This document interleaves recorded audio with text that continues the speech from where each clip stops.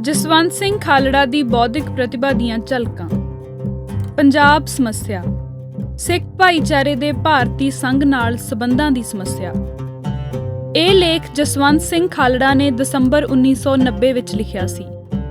ਉਸ ਵਕਤ ਉਹ IDP ਜਾਣੀ ਕਿ ਇੰਟਰਨੈਸ਼ਨਲਿਸਟ ਡੈਮੋਕ੍ਰੈਟਿਕ ਪਾਰਟੀ ਦਾ ਸੂਬਾ ਕਮੇਟੀ ਮੈਂਬਰ ਸੀ। ਇਸ ਲਿਖਤ ਵਿੱਚ ਜਸਵੰਤ ਸਿੰਘ ਖਾਲੜਾ ਨੇ ਪੰਜਾਬ ਸਮੱਸਿਆ ਬਾਰੇ IDP ਦੇ ਦ੍ਰਿਸ਼ਟੀਕੋਣ ਦੀ ਵਿਆਖਿਆ ਕੀਤੀ ਸੀ। ਇਸ ਤੋਂ ਥੋੜ੍ਹਾ ਚਿਰ ਬਾਅਦ ਹੀ ਉਸਨੇ ਆਪਣੇ ਆਪ ਨੂੰ IDP ਨਾਲੋਂ ਅਲੱਗ ਕਰ ਲਿਆ ਸੀ। ਇਸ ਕਰਕੇ ਇਸ ਲਿਖਤ ਨੂੰ ਇਸ ਰੌਸ਼ਨੀ ਵਿੱਚ ਹੀ ਦੇਖਿਆ ਜਾਣਾ ਚਾਹੀਦਾ ਹੈ। 1947 ਵਿੱਚ ਭਾਰਤੀ ਉਪ ਮਹਾਂਦੀਪ ਦਾ ਧਰਮ ਆਧਾਰਿਤ ਪੁਨਰਗਠਨ ਇੱਕ ਮਹੱਤਵਪੂਰਨ ਅੰਤਰਰਾਸ਼ਟਰੀ ਘਟਨਾ ਸੀ, ਜਿਸ ਨੇ ਦੁਨੀਆ ਦੇ ਉਸ ਅਜੀਬੋ-ਗਰੀਬ ਖਿੱਤੇ ਨੂੰ ਜਿੱਥੇ ਅਨੇਕਾਂ ਸੱਭਿਆਚਾਰਕ, ਕੌਮੀ, ਭਾਸ਼ਾਈ, ਨਸਲੀ ਤੇ ਧਾਰਮਿਕ ਖਿੱਚੋਤਾਣਾ ਮੌਜੂਦ ਸਨ, ਮੁੜ ਜਥੇਬੰਦ ਕਰਨ ਦੀ ਇੱਕ ਕੋਸ਼ਿਸ਼ ਕੀਤੀ ਸੀ।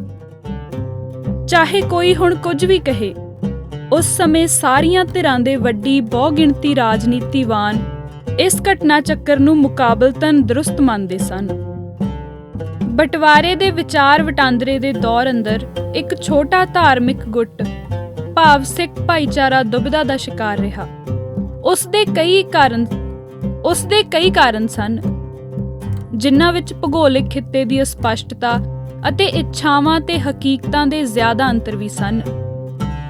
ਇਸ ਭਾਈਚਾਰੇ ਵੱਲੋਂ ਦੋਹਾਂ ਹੀ ਧਿਰਾਂ ਨਾਲ ਜੋੜ ਤੋੜ ਤੇ ਕਈ ਵਾਰਤਾਲਾਪ ਵੀ ਹੋਏ।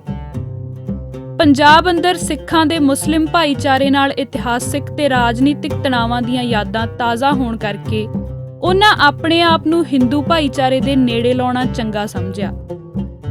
ਕਾਂਗਰਸੀ ਆਗੂਆਂ ਵੱਲੋਂ ਅਕਾਲੀ ਲਹਿਰ ਨੂੰ ਆਪਣੇ ਨੇੜੇ ਲਿਆਉਣ ਲਈ ਜਵਾਹਰ ਲਾਲ ਨਹਿਰੂ ਵੱਲੋਂ ਜੈਤੋ ਦੇ ਗੁਰਦੁਆਰਾ ਮੋਰਚੇ ਵਿੱਚ ਗ੍ਰਿਫਤਾਰੀ ਦੇਣਾ ਤੇ ਚਾਬੀਆਂ ਦੇ ਮੋਰਚੇ ਨੂੰ ਮਹਾਤਮਾ ਗਾਂਧੀ ਵੱਲੋਂ ਭਾਰਤੀ ਆਜ਼ਾਦੀ ਦੀ ਪਹਿਲੀ ਜਿੱਤ ਕਰਾਰ ਦੇਣਾ ਕੁਝ ਉਦਾਹਰਨਾਂ ਸਨ। ਇਸ ਦੌਰਾਨ ਸਮੁੱਚੇ ਪੰਜਾਬ ਨੂੰ ਹੱਥੋਂ ਜਾਣੋਂ ਰੋਕਣ ਲਈ ਸਿੱਖਾਂ ਨੂੰ ਹਿੰਦੂ ਬਹੁਗਿਣਤੀ ਵਾਲੇ ਭਾਰਤ ਵਿੱਚ ਵਿਸ਼ੇਸ਼ ਖਿੱਤੇ ਦਾ ਪ੍ਰਬੰਧ ਕਰਨ ਦਾ ਭਰੋਸਾ ਦੇਣਾ ਭਾਰਤੀ ਰਾਜਨੀਤੀਵਾਨਾਂ ਵੱਲੋਂ ਉਸ ਸੌਦੇਬਾਜ਼ੀ ਦਾ ਇੱਕ ਹਿੱਸਾ ਸੀ, ਜੋ ਸਿੱਖਾਂ ਨਾਲ ਦੋਹਾਂ ਧਿਰਾਂ ਵੱਲੋਂ ਹੋ ਰਹੀ ਸੀ। ਚਾਹੇ ਉਸ ਵੇਲੇ ਸਿੱਖਾਂ ਅੰਦਰ ਵੱਖਰਾ ਰਾਜ ਲੈਣ ਦੀਆਂ ਇੱਛਾਵਾਂ ਮੌਜੂਦ ਸਨ, ਪਰ ਰਾਜਨੀਤਿਕ ਮਜਬੂਰੀਆਂ ਵੱਸ ਉਹਨਾਂ ਵੱਲੋਂ ਅੱਧੇ ਮਨ ਨਾਲ ਭਾਰਤੀ ਸੰਘ ਵਿੱਚ ਵਿਸ਼ੇਸ਼ ਖਿੱਤੇ ਦੇ ਵਾਅਦੇ ਮੁਤਾਬਕ ਭਾਰਤ ਨਾਲ ਮਿਲਣ ਦਾ ਫੈਸਲਾ ਕੀਤਾ ਗਿਆ। ਜਦ ਭਾਰਤੀ ਸੰਘ ਦੇ ਪ੍ਰਸਤਾਵਿਤ ਸੰਵਿਧਾਨ 'ਚ ਇਸ ਖਿੱਤੇ ਦਾ ਜ਼ਿਕਰ ਨਾ ਆਇਆ, ਤਾਂ ਸੰਵਿਧਾਨ ਘੜਨੀ ਸਭਾ ਦੇ ਅਕਾਲੀ ਮੈਂਬਰਾਂ ਨੇ ਇਸ ਤੇ ਦਸਤਖਤ ਕਰਨ ਤੋਂ ਇਨਕਾਰ ਕਰ ਦਿੱਤਾ। ਨਹਿਰੂ ਦੀ ਛਲ-ਕਪਟ ਦੀ ਰਾਜਨੀਤੀ ਨੇ ਸੱਤਾ ਦੇ ਵਕਤੀ ਲਾਲਚ ਵਿੱਚ ਹੁਕਮ ਸਿੰਘ, ਸਵਰਨ ਸਿੰਘ ਤੇ ਪ੍ਰਤਾਪ ਸਿੰਘ ਕੈਰੋਂ ਨੂੰ ਅਕਾਲੀ ਲਹਿਰ 'ਚੋਂ ਕਾਂਗਰਸ ਵਿੱਚ ਧੂ ਕੇ ਅਤੇ ਅਹੁਦੇ ਬਖਸ਼ ਕੇ ਸਿੱਖਾਂ ਤੇ ਭਾਰਤ ਨਾਲ ਜੋੜ ਜਾਣੀ ਕਿ ਇੰਟੈਗ੍ਰੇਸ਼ਨ ਨੂੰ ਸਾਬਤ ਕਰਨ ਦੀ ਕੋਸ਼ਿਸ਼ ਕੀਤੀ। ਅਕਾਲੀ ਆਗੂਆਂ ਵੱਲੋਂ 1947 ਤੋਂ ਪਹਿਲਾਂ ਕੀਤੇ ਵਾਅਦੇ ਯਾਦ ਕਰਾਉਣ ਤੇ ਪੰਡਿਤ ਨਹਿਰੂ ਨੇ ਉਹਨਾਂ ਵਾਅਦਿਆਂ ਨੂੰ ਉਸ ਸਮੇਂ ਦੀ ਮਜਬੂਰੀ ਕਿਹਾ ਤੇ ਭੁੱਲ ਜਾਣ ਦੀ ਨਸੀਹਤ ਦਿੱਤੀ। ਇਸ ਤੋਂ ਬਾਅਦ ਸ਼ੁਰੂ ਹੋਇਆ ਅਕਾਲੀ ਮੋਰਚਿਆਂ ਦਾ ਮੌਜੂਦਾ ਦੌਰ। ਪੰਡਿਤ ਨਹਿਰੂ ਸਮਝਦਾ ਸੀ ਕਿ ਇਹ ਮੋਰਚਾ ਅਸਲ ਵਿੱਚ ਪੰਜਾਬੀ ਸੂਬੇ ਦਾ ਮੋਰਚਾ ਨਹੀਂ, ਸਗੋਂ ਸਿੱਖਾਂ ਦੀ ਅਲੱਗਾ ਰਾਜਨੀਤਿਕ ਹੋਂਦ ਦਾ ਪ੍ਰਗਟਾਵਾ ਕਰਨ ਦਾ ਮੋਰਚਾ ਹੈ। ਇਸੇ ਆਧਾਰ ਤੇ ਉਸਨੇ ਕਿਹਾ ਕਿ ਉਹ ਪੰਜਾਬੀ ਸੂਬੇ ਦੀ ਮੰਗ ਪ੍ਰਵਾਨ ਕਰਕੇ ਇੱਕ ਹੋਰ ਪਾਕਿਸਤਾਨ ਦੀ ਨੀਂਹ ਨਹੀਂ ਰੱਖਣਾ ਚਾਹੁੰਦਾ। ਸਿਰਫ ਇਸੇ ਆਧਾਰ ਉੱਪਰ ਕਾਂਗਰਸੀ ਆਗੂਆਂ ਵੱਲੋਂ ਹਿੰਦੂ ਭਾਈਚਾਰੇ ਨੂੰ ਸੁਚੇਤ ਕੀਤਾ ਕਿ ਉਹ ਦੇਸ਼ ਨੂੰ ਬਚਾਉਣ ਲਈ ਆਪਣੀ ਭਾਸ਼ਾ ਹਿੰਦੀ ਲਿਖਵਾਉਣ, ਤਾਂ ਕਿ ਇੱਥੇ ਪੰਜਾਬੀ ਸੂਬਾ, ਜੋ ਉਹਨਾਂ ਮੁਤਾਬਕ ਸਿੱਖ ਸਟੇਟ ਦੀ ਬੁਨਿਆਦ ਹੋਵੇਗਾ, ਨਾ ਬਣ ਸਕੇ। ਉਧਰ ਅਕਾਲੀ ਆਗੂ ਸਿੱਖ ਭਾਈਚਾਰੇ ਨੂੰ ਪੰਥ ਦੀ ਆਜ਼ਾਦੀ ਲਈ ਪੰਜਾਬੀ ਸੂਬਾ ਪਹਿਲਾ ਪੜਾਅ ਕਹਿ ਕੇ ਅਪੀਲ ਕਰਦੇ ਰਹੇ ਅਤੇ ਅਸਿੱਧੇ ਤੌਰ ਤੇ ਸਿੱਖ ਭਾਈਚਾਰੇ ਵਿੱਚ ਪ੍ਰਚਾਰਦੇ ਵੀ ਰਹੇ ਕਿ ਉਹਨਾਂ ਦੀ ਲੜਾਈ ਅਸਲ ਵਿੱਚ ਖਾਲਸੇ ਦੀ ਆਜ਼ਾਦੀ ਦੀ ਹੀ ਲੜਾਈ ਹੈ। ਇਸ ਤਰ੍ਹਾਂ ਸਿੱਖ ਭਾਈਚਾਰੇ ਦੇ ਭਾਰਤੀ ਸੰਘ ਨਾਲ ਸੰਬੰਧ, ਜੋ ਕਦੇ ਵੀ ਸਪਸ਼ਟ ਤੌਰ ਤੇ ਪਰਿਭਾਸ਼ਿਤ ਨਹੀਂ ਸਨ ਹੋ ਸਕੇ, ਫਿਰ ਤੋਂ ਖੁੱਲ੍ਹੀ ਬਹਿਸ ਅਧੀਨ ਆ ਪਹੁੰਚੇ। 1965 ਦੀ ਪਾਕਿਸਤਾਨ ਨਾਲ ਖਹਿ ਦੌਰਾਨ ਭਾਰਤ ਸਰਕਾਰ ਵੱਲੋਂ ਸਿੱਖ ਭਾਈਚਾਰੇ ਦਾ ਵਿਸ਼ਵਾਸ ਕਾਇਮ ਕਰਨ ਲਈ ਅਕਾਲੀ ਆਗੂ ਸੰਤ ਫਤਿਹ ਸਿੰਘ ਨਾਲ ਪੰਜਾਬੀ ਸੂਬਾ ਜੰਗ ਤੋਂ ਫੌਰਨ ਬਾਅਦ ਬਣਾਉਣ ਦਾ ਵਾਅਦਾ ਕੀਤਾ ਗਿਆ। ਇਸ ਤਰ੍ਹਾਂ ਪਾਕਿਸਤਾਨ ਨਾਲ ਤਣਾਅ ਦੇ ਫੈਕਟਰ ਨੇ ਸਿੱਖ ਭਾਈਚਾਰੇ ਦੀ ਬਹੁਗਿਣਤੀ ਵਾਲਾ ਇੱਕ ਰਾਜ ਸਥਾਪਿਤ ਕਰਨ ਵਿੱਚ ਹਿੱਸਾ ਪਾਇਆ। ਇਸ ਵਿੱਚ ਕੋਈ ਸ਼ੱਕ ਨਹੀਂ ਕਿ ਇਸ ਦੀ ਹੱਦਬੰਦੀ ਧਰਮ ਆਧਾਰਿਤ ਹੋਈ, ਕਿਉਂਕਿ ਮਰਦਮਸ਼ੁਮਾਰੀ ਦੌਰਾਨ ਪਹਿਲਾਂ ਹੀ ਹਿੰਦੂਆਂ ਨੂੰ ਹਿੰਦੀ ਭਾਸ਼ੀ ਤੇ ਸਿੱਖਾਂ ਨੂੰ ਪੰਜਾਬੀ ਭਾਸ਼ੀ ਲਿਖਿਆ ਜਾ ਚੁੱਕਾ ਸੀ। ਅਕਾਲੀ ਲਹਿਰ ਆਪਣੇ ਰਾਜਨੀਤਿਕ ਮਿਸ਼ਨ ਦੇ ਪਹਿਲੇ ਪੜਾਅ ਤੋਂ ਬਾਅਦ ਦੂਜੇ ਪੜਾਅ ਨੂੰ ਸ਼ੁਰੂ ਕਰਨ ਲਈ 1973 ਵਿੱਚ ਅਨੰਦਪੁਰ ਸਾਹਿਬ ਦੇ ਮਤੇ ਨੂੰ ਸਾਹਮਣੇ ਲਿਆਈ। ਚਾਹੇ ਕਮਿਊਨਿਸਟ ਪ੍ਰਭਾਵ ਅਤੇ ਆਪਣੇ ਆਪ ਨੂੰ ਧਰਮ ਨਿਰਪੱਖ ਬਣਾਉਣ ਦੇ ਨਹਿਰੂ ਮਾਡਲ ਤਹਿਤ ਉਹਨਾਂ ਜਨਤਕ ਪੱਧਰ ਤੇ ਇਸ ਨੂੰ ਚੰਡੀਗੜ੍ਹ, ਦਰਿਆਈ ਪਾਣੀਆਂ ਤੇ ਪੰਜਾਬੀ ਬੋਲਦੇ ਇਲਾਕਿਆਂ ਦਾ ਮਸਲਾ ਕਿਹਾ। ਪੰਜਾਬੀ ਬੋਲਦੇ ਇਲਾਕਿਆਂ ਬਾਰੇ ਉਹ ਹਿਮਾਚਲ ਦੇ ਉਹ ਹਿੱਸੇ ਨਹੀਂ ਮੰਗਦੇ ਸਨ ਜਿੱਥੇ ਗੈਰ ਸਿੱਖ ਪੰਜਾਬੀ ਰਹਿੰਦੇ ਸਨ, ਸਗੋਂ ਅੰਬਾਲਾ ਤੇ ਗੰਗਾਨਗਰ ਦੇ ਜ਼ਿਲ੍ਹਿਆਂ ਅੰਦਰ ਵਸੇ ਸਿੱਖ ਜੱਟ ਕਿਸਾਨੀ ਦੇ ਇਲਾਕੇ ਮੰਗਦੇ ਸਨ। ਇਸੇ ਦੌਰਾਨ ਭਾਰਤੀ ਸੰਘ ਦਾ ਕੇਂਦਰੀਕਰਨ ਤੇ ਬ੍ਰਾਹਮਣੀਕਰਨ ਵੀ ਕਾਫੀ ਤੇਜ਼ ਹੋ ਚੁੱਕਾ ਸੀ। ਵਿਸ਼ੇਸ਼ ਖਿੱਤੇ ਵਾਲੀ ਧਾਰਾ 370 ਨੂੰ ਵੀ ਰੋਲ ਦਿੱਤਾ ਗਿਆ ਸੀ ਅਤੇ ਇਹ ਸੱਤਾ ਵਿੱਚ ਵਧੇਰੇ ਹਿੱਸਾ ਮੰਗਣ ਵਾਲੀ ਹਰੇਕ ਲਹਿਰ ਨੂੰ ਕੁਚਲਣ ਦਾ ਦੌਰ ਸੀ। ਸਾਰੀਆਂ ਭਾਰਤੀ ਕੌਮੀ ਪਾਰਟੀਆਂ ਅਕਾਲੀ ਲਹਿਰ ਨੂੰ ਸ਼ੱਕ ਦੇ ਤਹਿਤ ਦੇਖਦੀਆਂ ਸਨ ਤੇ ਕਾਂਗਰਸ ਪਾਰਟੀ ਨੂੰ ਇਸ ਅਕਾਲੀ ਲਹਿਰ ਵਿੱਚੋਂ ਇਹ ਅਕਸ ਦਿਖਾਈ ਦਿੰਦਾ ਸੀ ਕਿ ਇਹ ਆਪਣੇ ਭੁੱਲੇ ਵਿਸਰੇ ਸੁਪਨੇ ਫਿਰ ਸਾਕਾਰ ਕਰ ਸਕਦੀ ਹੈ। ਇਸ ਲਈ ਸ਼ੁਰੂ ਤੋਂ ਹੀ ਅਕਾਲੀ ਲਹਿਰ ਨੂੰ ਖਿੰਡਾਉਣ ਦੀਆਂ ਤੇ ਫੁੱਟ ਪਾਉਣ ਦੀਆਂ ਕੋਸ਼ਿਸ਼ਾਂ ਜ਼ੋਰਾਂ ਨਾਲ ਚੱਲਦੀਆਂ ਰਹੀਆਂ, ਪਰ ਸਭ ਕੁਝ ਖਿੰਡ ਜਾਣ ਦੇ ਬਾਅਦ ਵੀ ਪੰਥ ਖਤਰੇ ਵਿੱਚ ਹੈ ਦਾ ਹੋਕਾ ਇੱਕ ਰਾਜਨੀਤਿਕ ਲਹਿਰ ਸਥਾਪਿਤ ਕਰ ਦਿੰਦਾ ਰਿਹਾ। ਸਮੁੱਚੇ ਅਕਾਲੀ ਅੰਦੋਲਨ ਦਾ ਜੇਕਰ ਸਾਰ ਤੱਤ ਕੱਢਿਆ ਜਾਵੇ ਤਾਂ ਸਪਸ਼ਟ ਹੁੰਦਾ ਹੈ ਕਿ ਜੇਕਰ ਆਗੂਆਂ ਨੇ ਪੰਥ ਦੀ ਚੜ੍ਹਦੀ ਕਲਾ ਲਈ ਮੋਰਚਾ ਲਾਉਣ ਦੀ ਸੋਚੀ ਤਾਂ ਉਹ ਲੋਕਾਂ ਦੇ ਹੀਰੋ ਬਣ ਗਏ, ਪਰ ਜੇਕਰ ਉਹਨਾਂ ਨੇ ਭਾਰਤੀ ਰਾਜਨੀਤੀ ਦੇ ਸੰਦ ਬਣਨ ਦੀ ਕੋਸ਼ਿਸ਼ ਕੀਤੀ ਤਾਂ ਉਹ ਠੁਕਰਾ ਦਿੱਤੇ ਗਏ। ਅਕਾਲੀਆਂ ਵਜੋਂ ਰਾਜ ਕਰਦੇ ਸਮੇਂ ਲੜਖੜਾਉਣਾ ਉਹਨਾਂ ਦੀ ਅਯੋਗਤਾ ਕਾਰਨ ਹੀ ਨਹੀਂ ਹੈ, ਸਗੋਂ ਸਿੱਖ ਭਾਈਚਾਰੇ ਅੰਦਰ ਪਈ ਇੱਕ ਭਾਵਨਾ ਕਾਰਨ ਹੈ, ਜਿਸ ਅਧੀਨ ਉਹ ਚਾਹੁੰਦੇ ਨੇ ਕਿ ਆਗੂ ਪਹਿਲਾਂ ਆਜ਼ਾਦੀ ਤੇ ਜਮਹੂਰੀਅਤ ਦਾ ਨਿੱਘ ਮਾਣ ਸਕਣਯੋਗ ਨਿਸ਼ਾਨਾ ਪੂਰਾ ਕਰ ਲੈਣ। ਇਹ ਵੀ ਕਹਿ ਲੈਣਾ ਠੀਕ ਨਹੀਂ ਹੈ ਕਿ ਜੇਕਰ ਉਹਨਾਂ ਨੂੰ ਪੰਜਾਬ ਵਿੱਚ ਰਾਜ ਕਰਨ ਦਾ ਖੁੱਲ੍ਹਾ ਮੌਕਾ ਦਿੱਤਾ ਜਾਵੇ ਤਾਂ ਉਹ ਕਰ ਸਕਦੇ ਨੇ। ਇਸ ਦੀ ਮਿਸਾਲ 1978 ਵਿੱਚ ਲੁਧਿਆਣਾ ਅਕਾਲੀ ਕਾਨਫਰੰਸ ਹੈ, ਜਦ ਦਿੱਲੀ ਵਿੱਚ ਜਨਤਾ ਰਾਜ ਅਤੇ ਪੰਜਾਬ ਅੰਦਰ ਅਕਾਲੀ ਰਾਜ ਦੇ ਹੁੰਦਿਆਂ ਵੀ ਉਹਨਾਂ ਨੇ ਪੰਥ ਦੀ ਚੜ੍ਹਦੀ ਕਲਾ ਲਈ ਸੰਘਰਸ਼ ਕਰਨ ਖਾਤਰ ਅਨੰਦਪੁਰ ਸਾਹਿਬ ਦੇ ਮਤੇ ਤੇ ਜ਼ੋਰ ਦਿੱਤਾ ਸੀ। 1978 ਤੱਕ ਅਕਾਲੀ ਦਲ ਨਹਿਰੂ ਮਾਡਲ ਰਾਜਨੀਤੀ ਮੁਤਾਬਕ ਚੱਲਦਾ ਰਿਹਾ ਅਤੇ ਆਪਣੇ ਆਪ ਨੂੰ ਪੰਜਾਬੀਅਤ ਤੇ ਕਿਸਾਨੀ ਦਾ ਅਲੰਬਰਦਾਰ ਦੱਸਦਾ ਰਿਹਾ, ਪਰ ਸੰਤ ਜਰਨੈਲ ਸਿੰਘ ਭਿੰਡਰਾਂਵਾਲੇ ਵੱਲੋਂ ਅਸਲ ਮਸਲੇ ਤੋਂ ਪੂਰਾ ਪਰਦਾ ਉਠਾ ਦੇਣ ਬਾਅਦ ਅਕਾਲੀ ਆਗੂਆਂ ਤੇ ਸਿੱਖ ਭਾਈਚਾਰੇ ਵਿੱਚ ਸਫਬੰਦੀ ਸ਼ੁਰੂ ਹੋਈ।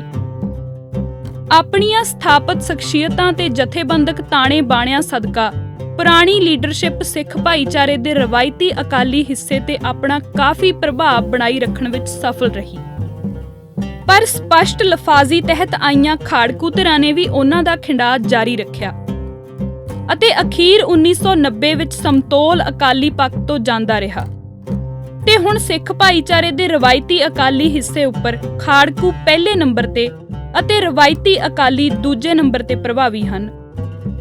ਮਸਲਾ 1947 ਤੋਂ 1990 ਤੱਕ ਇੱਕੋ ਹੀ ਚੱਲ ਰਿਹਾ ਹੈ ਕਿ ਭਾਰਤੀ ਸੰਘ ਨਾਲ ਸਿੱਖ ਭਾਈਚਾਰੇ ਦਾ ਰਿਸ਼ਤਾ ਕੀ ਹੋਵੇ। 1947 ਵਿੱਚ ਇਹ ਆਪਸੀ ਵਿਸ਼ਵਾਸ ਉੱਤੇ ਨਿਰਭਰ ਏਕਤਾ ਸੀ ਤੇ ਉਸ ਤੋਂ ਬਾਅਦ ਬੇਵਿਸ਼ਵਾਸੀ ਆਧਾਰਿਤ ਅਨੇਕਤਾ। ਇਸ ਦਾ ਹੱਲ ਸੋਚਦਿਆਂ ਸਾਨੂੰ ਸਿੱਖ ਭਾਈਚਾਰੇ ਅੰਦਰ ਘਰ ਕਰ ਚੁੱਕੀ ਆਪਣਾ ਰਾਜ ਦੀ ਭਾਵਨਾ ਨੂੰ ਸਾਹਮਣੇ ਰੱਖਣਾ ਪਵੇਗਾ।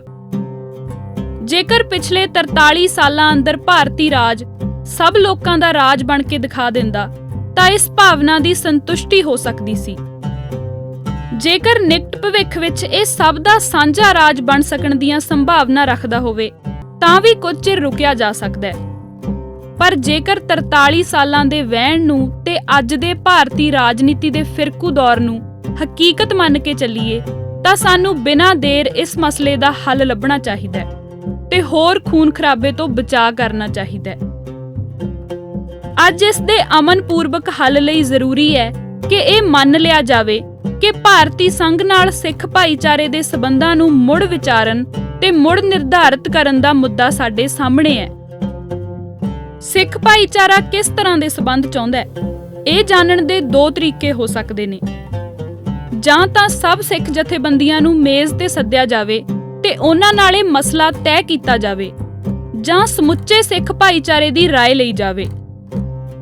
ਸਮੁੱਚੇ ਸਿੱਖ ਭਾਈਚਾਰੇ ਦੀ ਰਾਏ ਇਸ ਤਰ੍ਹਾਂ ਕਰਨ ਨਾਲੋਂ ਸਿੱਖ ਜਥੇਬੰਦੀਆਂ ਦੀ ਰਾਏ ਲੈਣਾ ਸੌਖਾ ਹੈ, ਪਰ ਤਾਂ ਜੇਕਰ ਸਿੱਖ ਜਥੇਬੰਦੀਆਂ ਦੀ ਪੈਰੋਕਾਰਤਾ ਜਾਣੀ ਕਿ ਫੋਲੋਇੰਗ ਸਪਸ਼ਟ ਦਿਖਾਈ ਦਿੰਦੀ ਹੋਵੇ।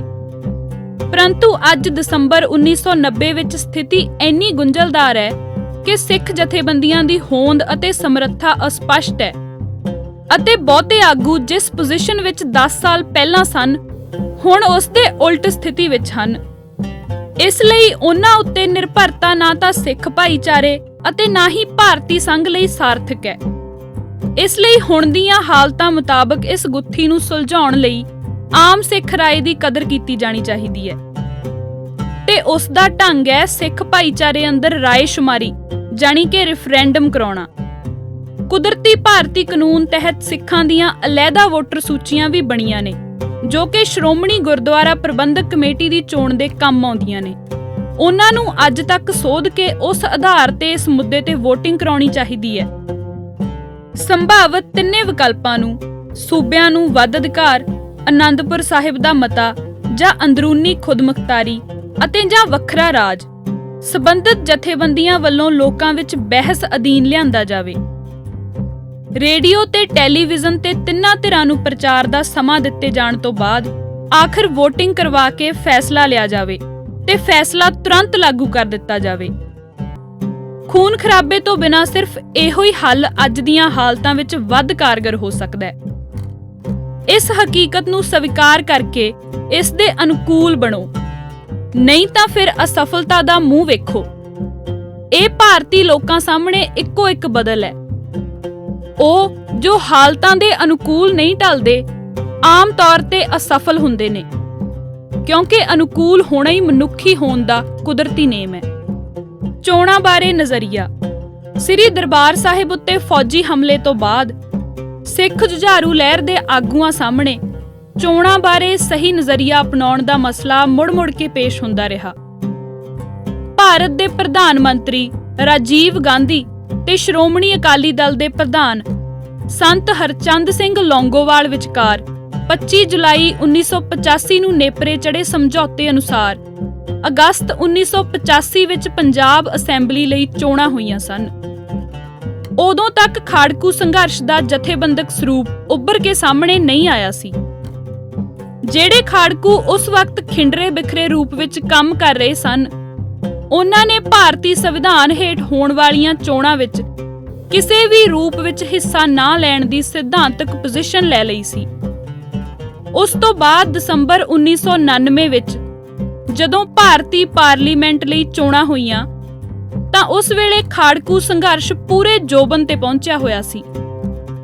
ਉਸ ਵੇਲੇ ਭਾਰਤੀ ਰਾਜ ਵਿਰੁੱਧ ਹਥਿਆਰਬੰਦ ਜੰਗ ਲੜ ਰਹੀ ਕਿਸੇ ਵੀ ਖਾੜਕੂ ਜਥੇਬੰਦੀ ਜਾਂ ਧਿਰ ਨੇ ਆਪਣੇ ਵੱਲੋਂ ਚੋਣਾਂ ਵਿੱਚ ਹਿੱਸਾ ਲੈਣ ਦਾ ਰਸਮੀ ਫੈਸਲਾ ਕੋਈ ਨਹੀਂ ਸੀ ਕੀਤਾ।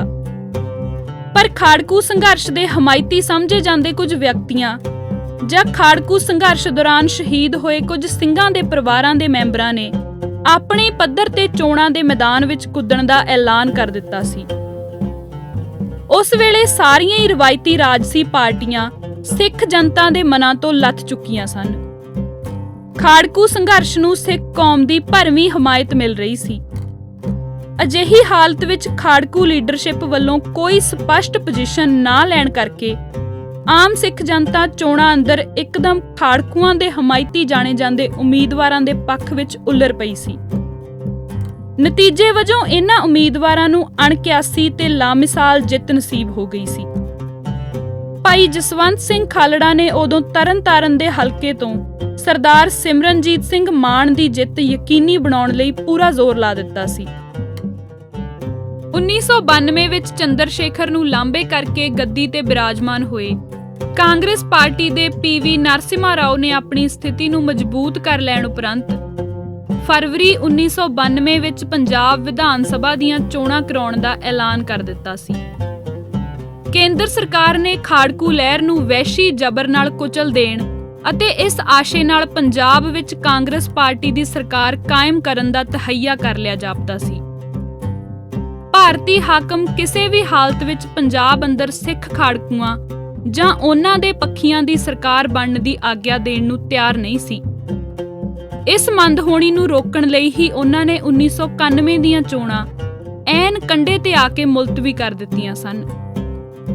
ਇਸ ਦ੍ਰਿਸ਼ਟੀ ਤੋਂ ਭਾਰਤੀ ਹਾਕਮ ਫਰਵਰੀ 1992 ਦੀਆਂ ਚੋਣਾਂ ਦਾ ਬਾਈਕਾਟ ਕਰਨ ਦੇ ਖਾੜਕੂਆਂ ਦੇ ਫੈਸਲੇ ਤੇ ਢਿੱਡੋਂ ਖੁਸ਼ ਹੋਏ ਸਨ। ਭਾਈ ਜਸਵੰਤ ਸਿੰਘ ਨੇ ਚੋਣਾਂ ਬਾਰੇ ਆਪਣੇ ਵਿਚਾਰ ਕਈ ਲਿਖਤਾਂ ਵਿੱਚ ਪ੍ਰਗਟਾਏ ਸਨ। ਉਸ ਦੀ ਚੋਣਾਂ ਬਾਰੇ ਸਿਧਾਂਤਕ ਸਮਝ ਨੂੰ ਉੱਪਰ ਬਿਆਨੇ ਪ੍ਰਸੰਗ ਵਿੱਚ ਰੱਖ ਕੇ ਸਹੀ ਰੂਪ ਵਿੱਚ ਸਮਝਿਆ ਜਾ ਸਕਦਾ ਹੈ। ਹੇਠਾਂ ਇਸ ਵਿਸ਼ੇ ਬਾਰੇ ਉਸ ਦੀਆਂ ਅੱਡ-ਅੱਡ ਲਿਖਤਾਂ ਵਿੱਚੋਂ ਢੁਕਵੇਂ ਜਾਣੀ ਕਿ ਰੈਲੇਵੈਂਟ ਹਵਾਲੇ ਪੇਸ਼ ਹਨ। 1999 ਦੀਆਂ ਚੋਣਾਂ। ਲਿਬਰੇਸ਼ਨ ਖਾਲਿਸਤਾਨ, ਸਾਲ ਦੂਜਾ, ਨੰਬਰ 2, ਜੂਨ 1993 ਦੇ ਅੰਕ ਵਿੱਚੋਂ। 1999 ਵਿੱਚ ਜਦ ਭਾਰਤੀ ਹਾਕਮਾਂ ਵੱਲੋਂ ਪੰਜਾਬ ਵਿੱਚ ਪਾਰਲੀਮਾਨੀ ਚੋਣਾਂ ਕਰਾਈਆਂ ਗਈਆਂ ਤਾਂ ਇਸ ਵਾਰ ਦੁਵੱਲੀ ਖੇਡ ਚਲਾਈ ਗਈ।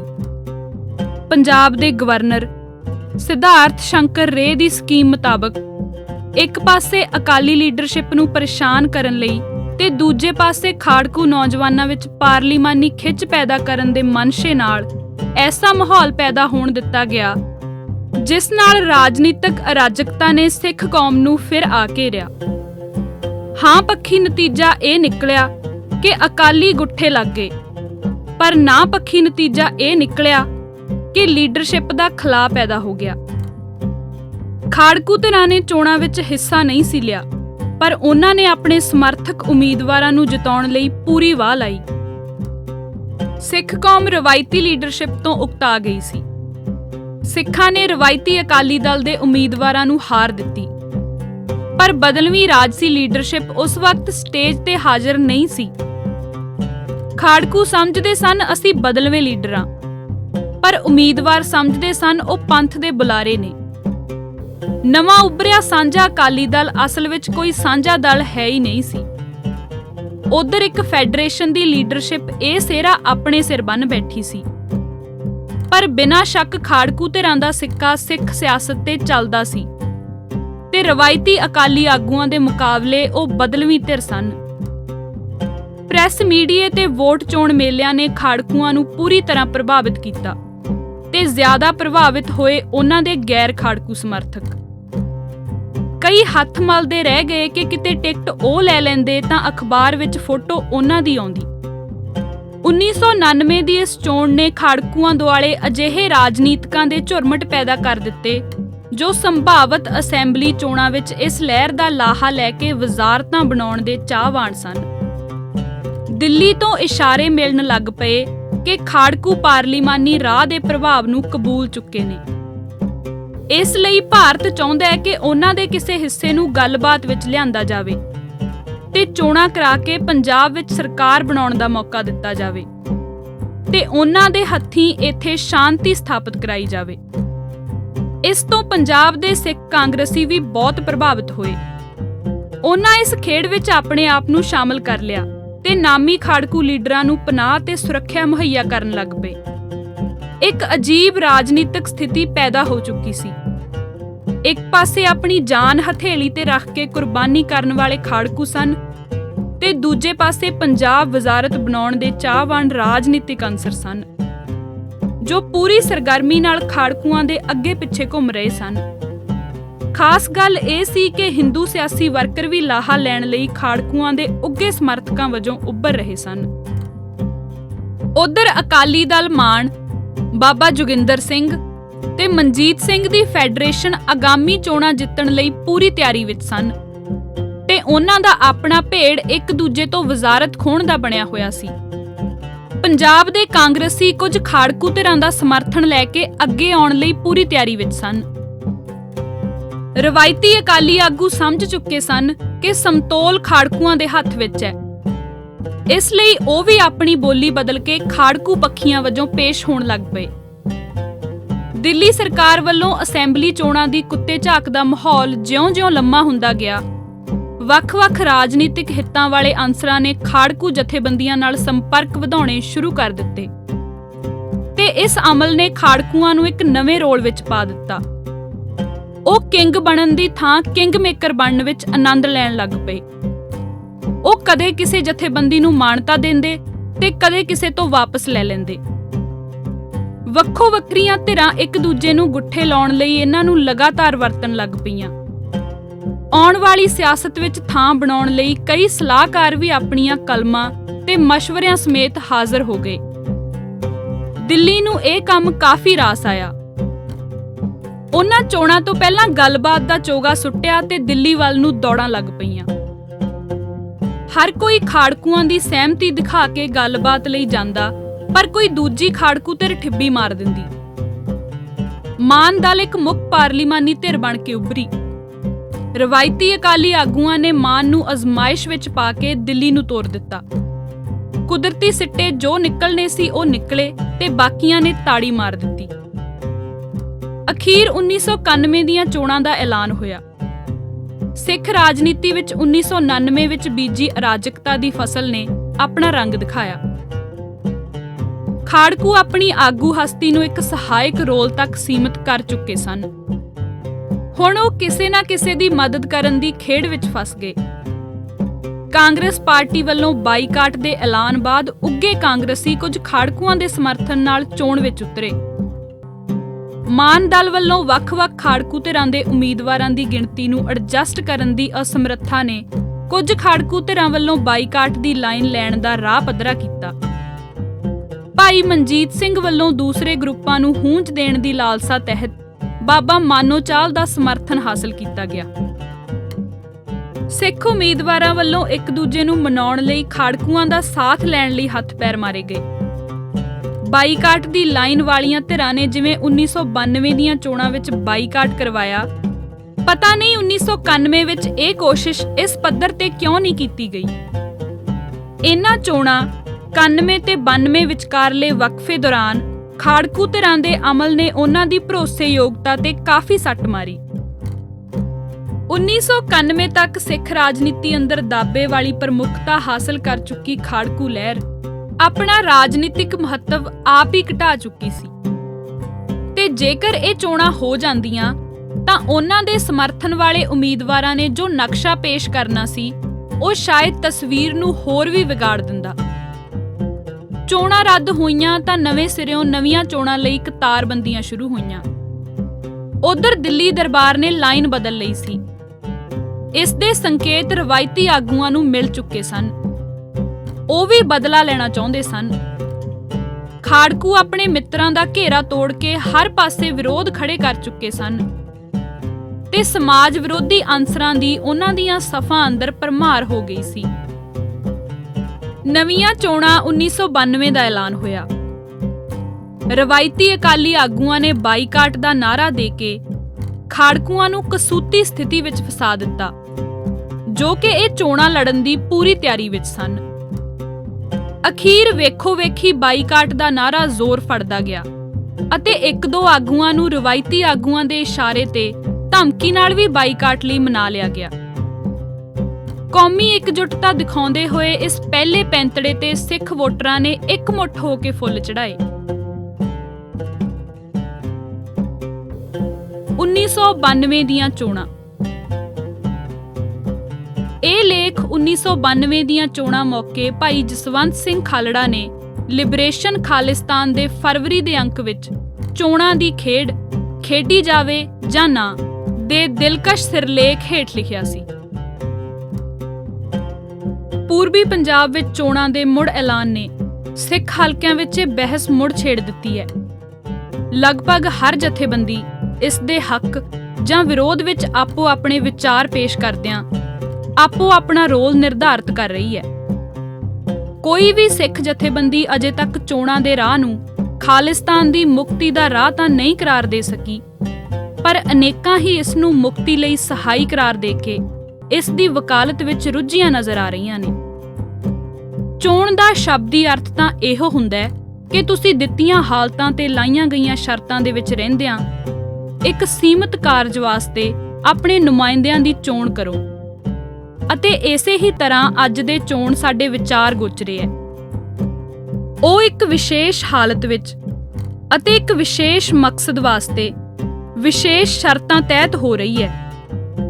ਇਸ ਲਈ ਸਾਨੂੰ ਇਸ ਸਾਰੇ ਮਸਲੇ ਬਾਰੇ ਸਪਸ਼ਟ ਹੋ ਕੇ ਸਿੱਟੇ ਤੇ ਪਹੁੰਚਣਾ ਚਾਹੀਦਾ ਹੈ। ਹਾਲਤ ਇਹ ਹੈ ਕਿ ਸਿੱਖ ਕੌਮ ਨੇ ਆਪਣੀ ਆਜ਼ਾਦੀ ਦਾ ਸੰਘਰਸ਼ ਬਕਾਇਦਾ ਤੌਰ ਤੇ ਛੇੜਿਆ ਹੋਇਆ ਹੈ। ਉਧਰ ਹਿੰਦੂ ਭਾਰਤੀ ਰਾਜ ਵੱਲੋਂ ਦੇਸ਼ ਦੀ ਏਕਤਾ ਤੇ ਅਖੰਡਤਾ ਦੇ ਨਾਂ ਤੇ ਸਿੱਖਾਂ ਵਿਰੁੱਧ ਹਥਿਆਰਬੰਦ ਲੜਾਈ ਚਲਾਈ ਹੋਈ ਹੈ। 50,000 ਤੋਂ ਵੱਧ ਆਜ਼ਾਦੀ ਦੇ ਪਰਵਾਨੇ ਖਾਲਿਸਤਾਨ ਦੇ ਮੁੱਦੇ ਤੇ ਕੁਰਬਾਨੀਆਂ ਕਰ ਚੁੱਕੇ ਨੇ। 50,000 ਦੇ ਕਰੀਬ ਖਾਲਿਸਤਾਨੀ ਹੀਰੇ ਸਾਲਾਂ ਤੋਂ ਜੇਲ੍ਹਾਂ ਵਿੱਚ ਰੁਲ ਰਹੇ ਨੇ।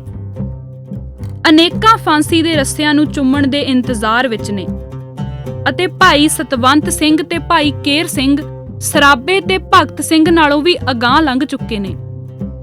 5 ਲੱਖ ਤੋਂ ਵੱਧ ਭਾਰਤੀ ਫੌਜ ਅਤੇ ਇਸ ਤੋਂ ਵੀ ਵੱਧ ਸੁਰੱਖਿਆ ਕਰਮੀ ਰਾਤ ਦਿਨ ਸਿੱਖ ਨੌਜਵਾਨਾਂ ਦਾ ਸ਼ਿਕਾਰ ਖੇਡਣ ਵਿੱਚ ਲੱਗੇ ਹੋਏ ਨੇ। ਦੁਨੀਆ ਭਰ ਦੇ ਕਾਲੇ ਕਾਨੂੰਨਾਂ ਤੋਂ ਵੀ ਕਾਲੇ ਕਾਨੂੰਨਾਂ ਦਾ ਸਾਡੀ ਕੌਮ ਨੂੰ ਸਾਹਮਣਾ ਕਰਨਾ ਪੈ ਰਿਹਾ ਹੈ। ਇਨ੍ਹਾਂ ਹਾਲਤਾਂ ਵਿੱਚ ਬਾਹਰਲੀ ਦੁਨੀਆ ਦੇ ਅੱਖੀ ਘੱਟਾ ਪਾਉਣ ਦੀ ਖਾਤਰ ਭਾਰਤੀ ਚਾਣਕੀਆਂ ਨੇ ਚੋਣਾਂ ਦਾ ਇੱਕ ਫਰੇਬੀ ਢੋਂਗ ਰਚਿਆ ਤੇ ਹੁਣ ਸਾਡਾ ਇਹ ਕੰਮ ਹੈ ਕਿ ਇਸ ਰਾਜਨੀਤਿਕ ਮੋਹਰੇ ਦਾ ਕਿਵੇਂ ਮੁਕਾਬਲਾ ਕੀਤਾ ਜਾਵੇ।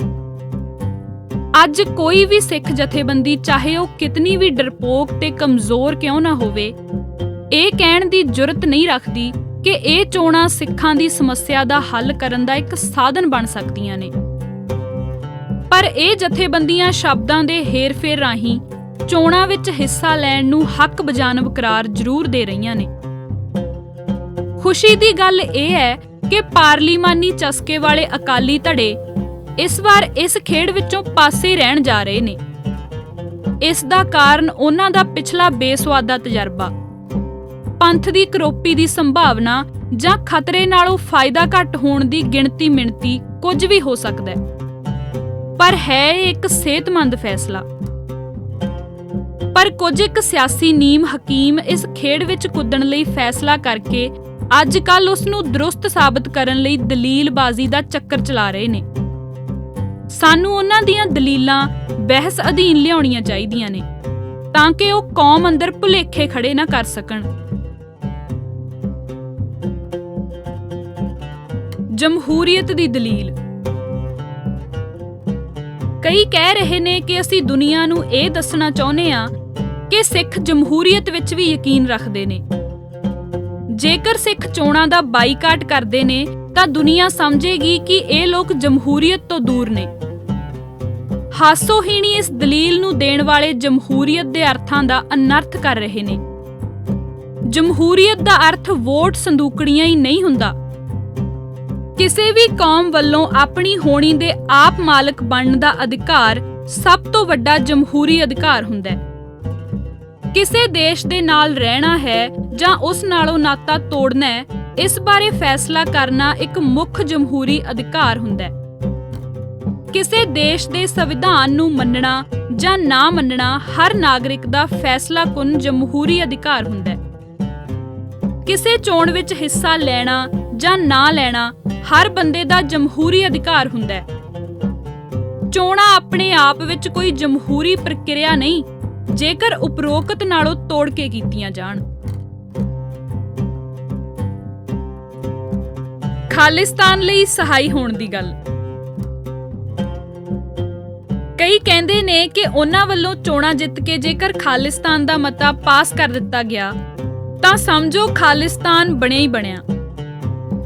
ਉਹ ਕਹਿੰਦੇ ਨੇ ਕਿ ਫਿਰ ਪਤਾ ਲੱਗੇਗਾ ਦੁਨੀਆ ਨੂੰ ਸਾਰੀ ਸਿੱਖ ਕੌਮ ਆਜ਼ਾਦੀ ਚਾਹੁੰਦੀ ਹੈ। ਇਹ ਦਲੀਲ ਦਿੰਦਿਆਂ ਪਹਿਲਾਂ ਉਹ ਇਹ ਮੰਨ ਕੇ ਚੱਲਦੇ ਨੇ ਕਿ ਹਾਲੇ ਦੁਨੀਆ ਨੂੰ ਅਸਲ ਵਿੱਚ ਯਕੀਨ ਹੀ ਨਹੀਂ ਹੋਇਆ ਕਿ ਸਾਰੇ ਸਿੱਖ ਆਜ਼ਾਦੀ ਚਾਹੁੰਦੇ ਨੇ। ਸ਼ਾਇਦ ਇਹ ਨਹੀਂ ਜਾਣਦੇ ਕਿ 100% ਫਲਸਤੀਨੀ ਇਹਨਾਂ ਦੇ ਸਾਹਮਣੇ ਕੈਂਪਾਂ ਵਿੱਚ ਰੁਲ ਰਹੇ ਨੇ। ਭਾਰਤ ਅੰਦਰ ਹੀ ਉੱਤਰ ਪੂਰਬੀ ਖਿੱਤੇ ਵਿੱਚ ਈਸਾਈ ਨਾਗੇ ਤੇ ਮੀਜ਼ੋ 100% ਦੁਨੀਆ ਨੂੰ 1947 ਤੋਂ ਹੀ ਦੱਸ ਚੁੱਕੇ ਨੇ ਕਿ ਉਹ ਆਜ਼ਾਦੀ ਚਾਹੁੰਦੇ ਨੇ। ਚਲੋ ਚੋਣਾਂ ਨੂੰ ਹੀ ਲੈ ਲਈਏ। ਬਰਮਾ ਵਿੱਚ ਪਿਛਲੇ ਕਈ ਸਾਲਾਂ ਤੋਂ ਜਿਹੜੀ ਪਾਰਟੀ ਚੋਣਾਂ ਜਿੱਤ ਚੁੱਕੀ ਹੈ, ਉਸ ਨੂੰ ਰਾਜ ਭਾਗ ਤਾਂ ਕੀ ਦੇਣਾ, ਉਸ ਦੀ ਨੇਤਾ ਨੂੰ ਬਾਹਰ ਵਾਲੇ ਅਜੇ ਤੱਕ ਜੇਲ੍ਹ ਵਿੱਚੋਂ ਬਾਹਰ ਨਹੀਂ ਕਢਵਾ ਸਕੇ। ਨੋਬਲ ਇਨਾਮ ਪ੍ਰਾਪਤ ਇਸ ਨੇਤਾ ਨੂੰ ਸਨਮਾਨਿਤ ਕਰਨ ਲਈ 1 ਘੰਟੇ ਦੀ ਖੁੱਲੀ ਹਵਾ ਇਲੈਕਸ਼ਨਾਂ ਦੀ ਪ੍ਰਕਿਰਿਆ ਮੁਹੱਈਆ ਨਾ ਕਰਾ ਸਕੀ। ਦਲੀਲ ਦਿੱਤੀ ਜਾਂਦੀ ਹੈ ਕਿ ਸੋਵੀਅਤ ਯੂਨੀਅਨ ਤੇ ਯੂਗੋਸਲਾਵੀਆ ਵਿੱਚ ਚੁਣੀਆਂ ਹੋਈਆਂ ਅਸੈਂਬਲੀਆਂ ਨੇ ਮਤੇ ਪਾਸ ਕਰਕੇ ਹੀ ਆਜ਼ਾਦੀ ਪ੍ਰਾਪਤ ਕਰ ਲਈ ਹੈ। ਪਰੰਤੂ ਪਿਆਰਿਓ, ਉਹ ਇੰਜ ਨਹੀਂ ਹੋਇਆ ਜਿਵੇਂ ਤੁਹਾਨੂੰ ਜਾਪਿਆ। ਉਹ ਤਾਂ ਮੱਝ ਦੇ ਮਰ ਜਾਣ ਤੋਂ ਬਾਅਦ ਚਿੱਚੜਾਂ ਤੋਂ ਖਹਿੜਾ ਛੁੱਟਿਆ। ਜੇ ਸੋਵੀਅਤ ਯੂਨੀਅਨ ਤੇ ਇਸ ਦਾ ਬੁਨਿਆਦੀ ਸਿਧਾਂਤ ਮਾਰਕਸਵਾਦ ਗਰਕ ਨਾ ਹੁੰਦਾ ਤਾਂ ਇਹ ਅਸੈਂਬਲੀਆਂ ਹੋਰ 70 ਸਾਲ ਕੋਈ ਮਤਾ ਪਾਸ ਕਰਨ ਬਾਰੇ ਸੋਚਦੀਆਂ ਵੀ ਨਾ। ਮੈਦਾਨ ਖੁੱਲਾ ਨਹੀਂ ਛੱਡਣਾ। ਕਈ ਕਹਿੰਦੇ ਨੇ ਕਿ ਉਹ ਨਹੀਂ ਚਾਹੁੰਦੇ ਕਿ ਲੜਾਈ ਦਾ ਕੋਈ ਵੀ ਮੈਦਾਨ ਖੁੱਲਾ ਛੱਡਿਆ ਜਾਵੇ। ਇਸ ਲਈ ਜਿੱਥੇ ਉਹ ਖਾਲਿਸਤਾਨ ਲਈ ਸੰਘਰਸ਼ ਨੂੰ ਜਾਰੀ ਰੱਖਣਗੇ, ਉੱਥੇ ਉਹ ਚੋਣਾਂ ਦੇ ਮੈਦਾਨ ਵਿੱਚ ਵੀ ਸਿੱਖ ਵਿਰੋਧੀਆਂ ਨੂੰ ਹਾਰ ਦੇਣਗੇ। ਇਸ ਤਰ੍ਹਾਂ ਉਹ ਦੋਹਾਂ ਮੈਦਾਨਾਂ ਵਿੱਚ ਜਿੱਤ ਪ੍ਰਾਪਤ ਕਰਨ ਲਈ ਚੋਣਾਂ ਵੀ ਲੜਨਗੇ। ਯੁੱਧ ਨੀਤਿਕ ਪੈਂਤੜੇ ਤੋਂ ਦੇਖਿਆ ਇਹ ਇੱਕ ਹਾਨੀਕਾਰਕ ਦਲੀਲ ਹੈ। ਜਦੋਂ ਅਸੀਂ ਉਸ ਮੈਦਾਨ ਨੂੰ ਵੀ ਫੈਸਲਾਕੁੰਨ ਮੈਦਾਨ ਮੰਨ ਬੈਠਦੇ ਹਾਂ ਜੋ ਦੁਸ਼ਮਣ ਨੇ ਸਿਰਫ ਸਾਨੂੰ ਕੈਦ ਕਰਨ ਲਈ ਬਣਾਇਆ, ਇਸ ਨਾਲ ਅਸੀਂ ਕੌਮ ਦੀ ਸ਼ਕਤੀ ਨੂੰ ਵਿਕੇਂਦਰਿਤ ਕਰਦੇ ਹਾਂ ਅਤੇ ਚੋਣਾਂ ਹਾਰ ਜਾਣ ਦੀ ਸੂਰਤ ਵਿੱਚ ਨਿਰਾਸ਼ਤਾ ਦੀਆਂ ਸੰਭਾਵਨਾਵਾਂ ਨੂੰ ਸੱਦਾ ਦਿੰਦੇ ਹਾਂ, ਜਿਵੇਂ ਕਿ ਪਿਛਲੀਆਂ 1999 ਪਾਰਲੀਮਾਨੀ ਚੋਣਾਂ ਵਿੱਚ ਜਿੱਤੇ ਉਮੀਦਵਾਰਾਂ ਦੀਆਂ ਖੇਹ ਖਰਾਬੀਆਂ ਤੋਂ ਹੋਇਆ।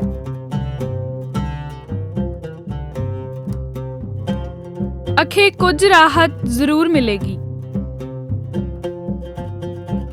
ਕਈ ਇਹ ਦਲੀਲ ਦਿੰਦੇ ਨੇ ਕਿ ਜੇਕਰ ਉਹ ਜਿੱਤ ਕੇ ਪੰਜਾਬ ਵਿੱਚ ਸਰਕਾਰ ਬਣਾ ਲੈਂਦੇ ਨੇ ਤਾਂ ਉਹ ਕਾਲੇ ਕਾਨੂੰਨ ਵਾਪਸ ਲੈ ਲੈਣਗੇ, ਜੇਲ੍ਹਾਂ ਵਿੱਚੋਂ ਸਿੰਘਾਂ ਨੂੰ ਰਿਹਾ ਕਰ ਦੇਣਗੇ ਅਤੇ ਕਈ ਹੋਰ ਖੁੱਲ੍ਹਾਂ ਤੇ ਰਾਹਤਾਂ ਦੇਣਗੇ, ਜਿਸ ਨਾਲ ਖਾਲਿਸਤਾਨ ਲਹਿਰ ਹੋਰ ਮਜ਼ਬੂਤ ਹੋਵੇਗੀ।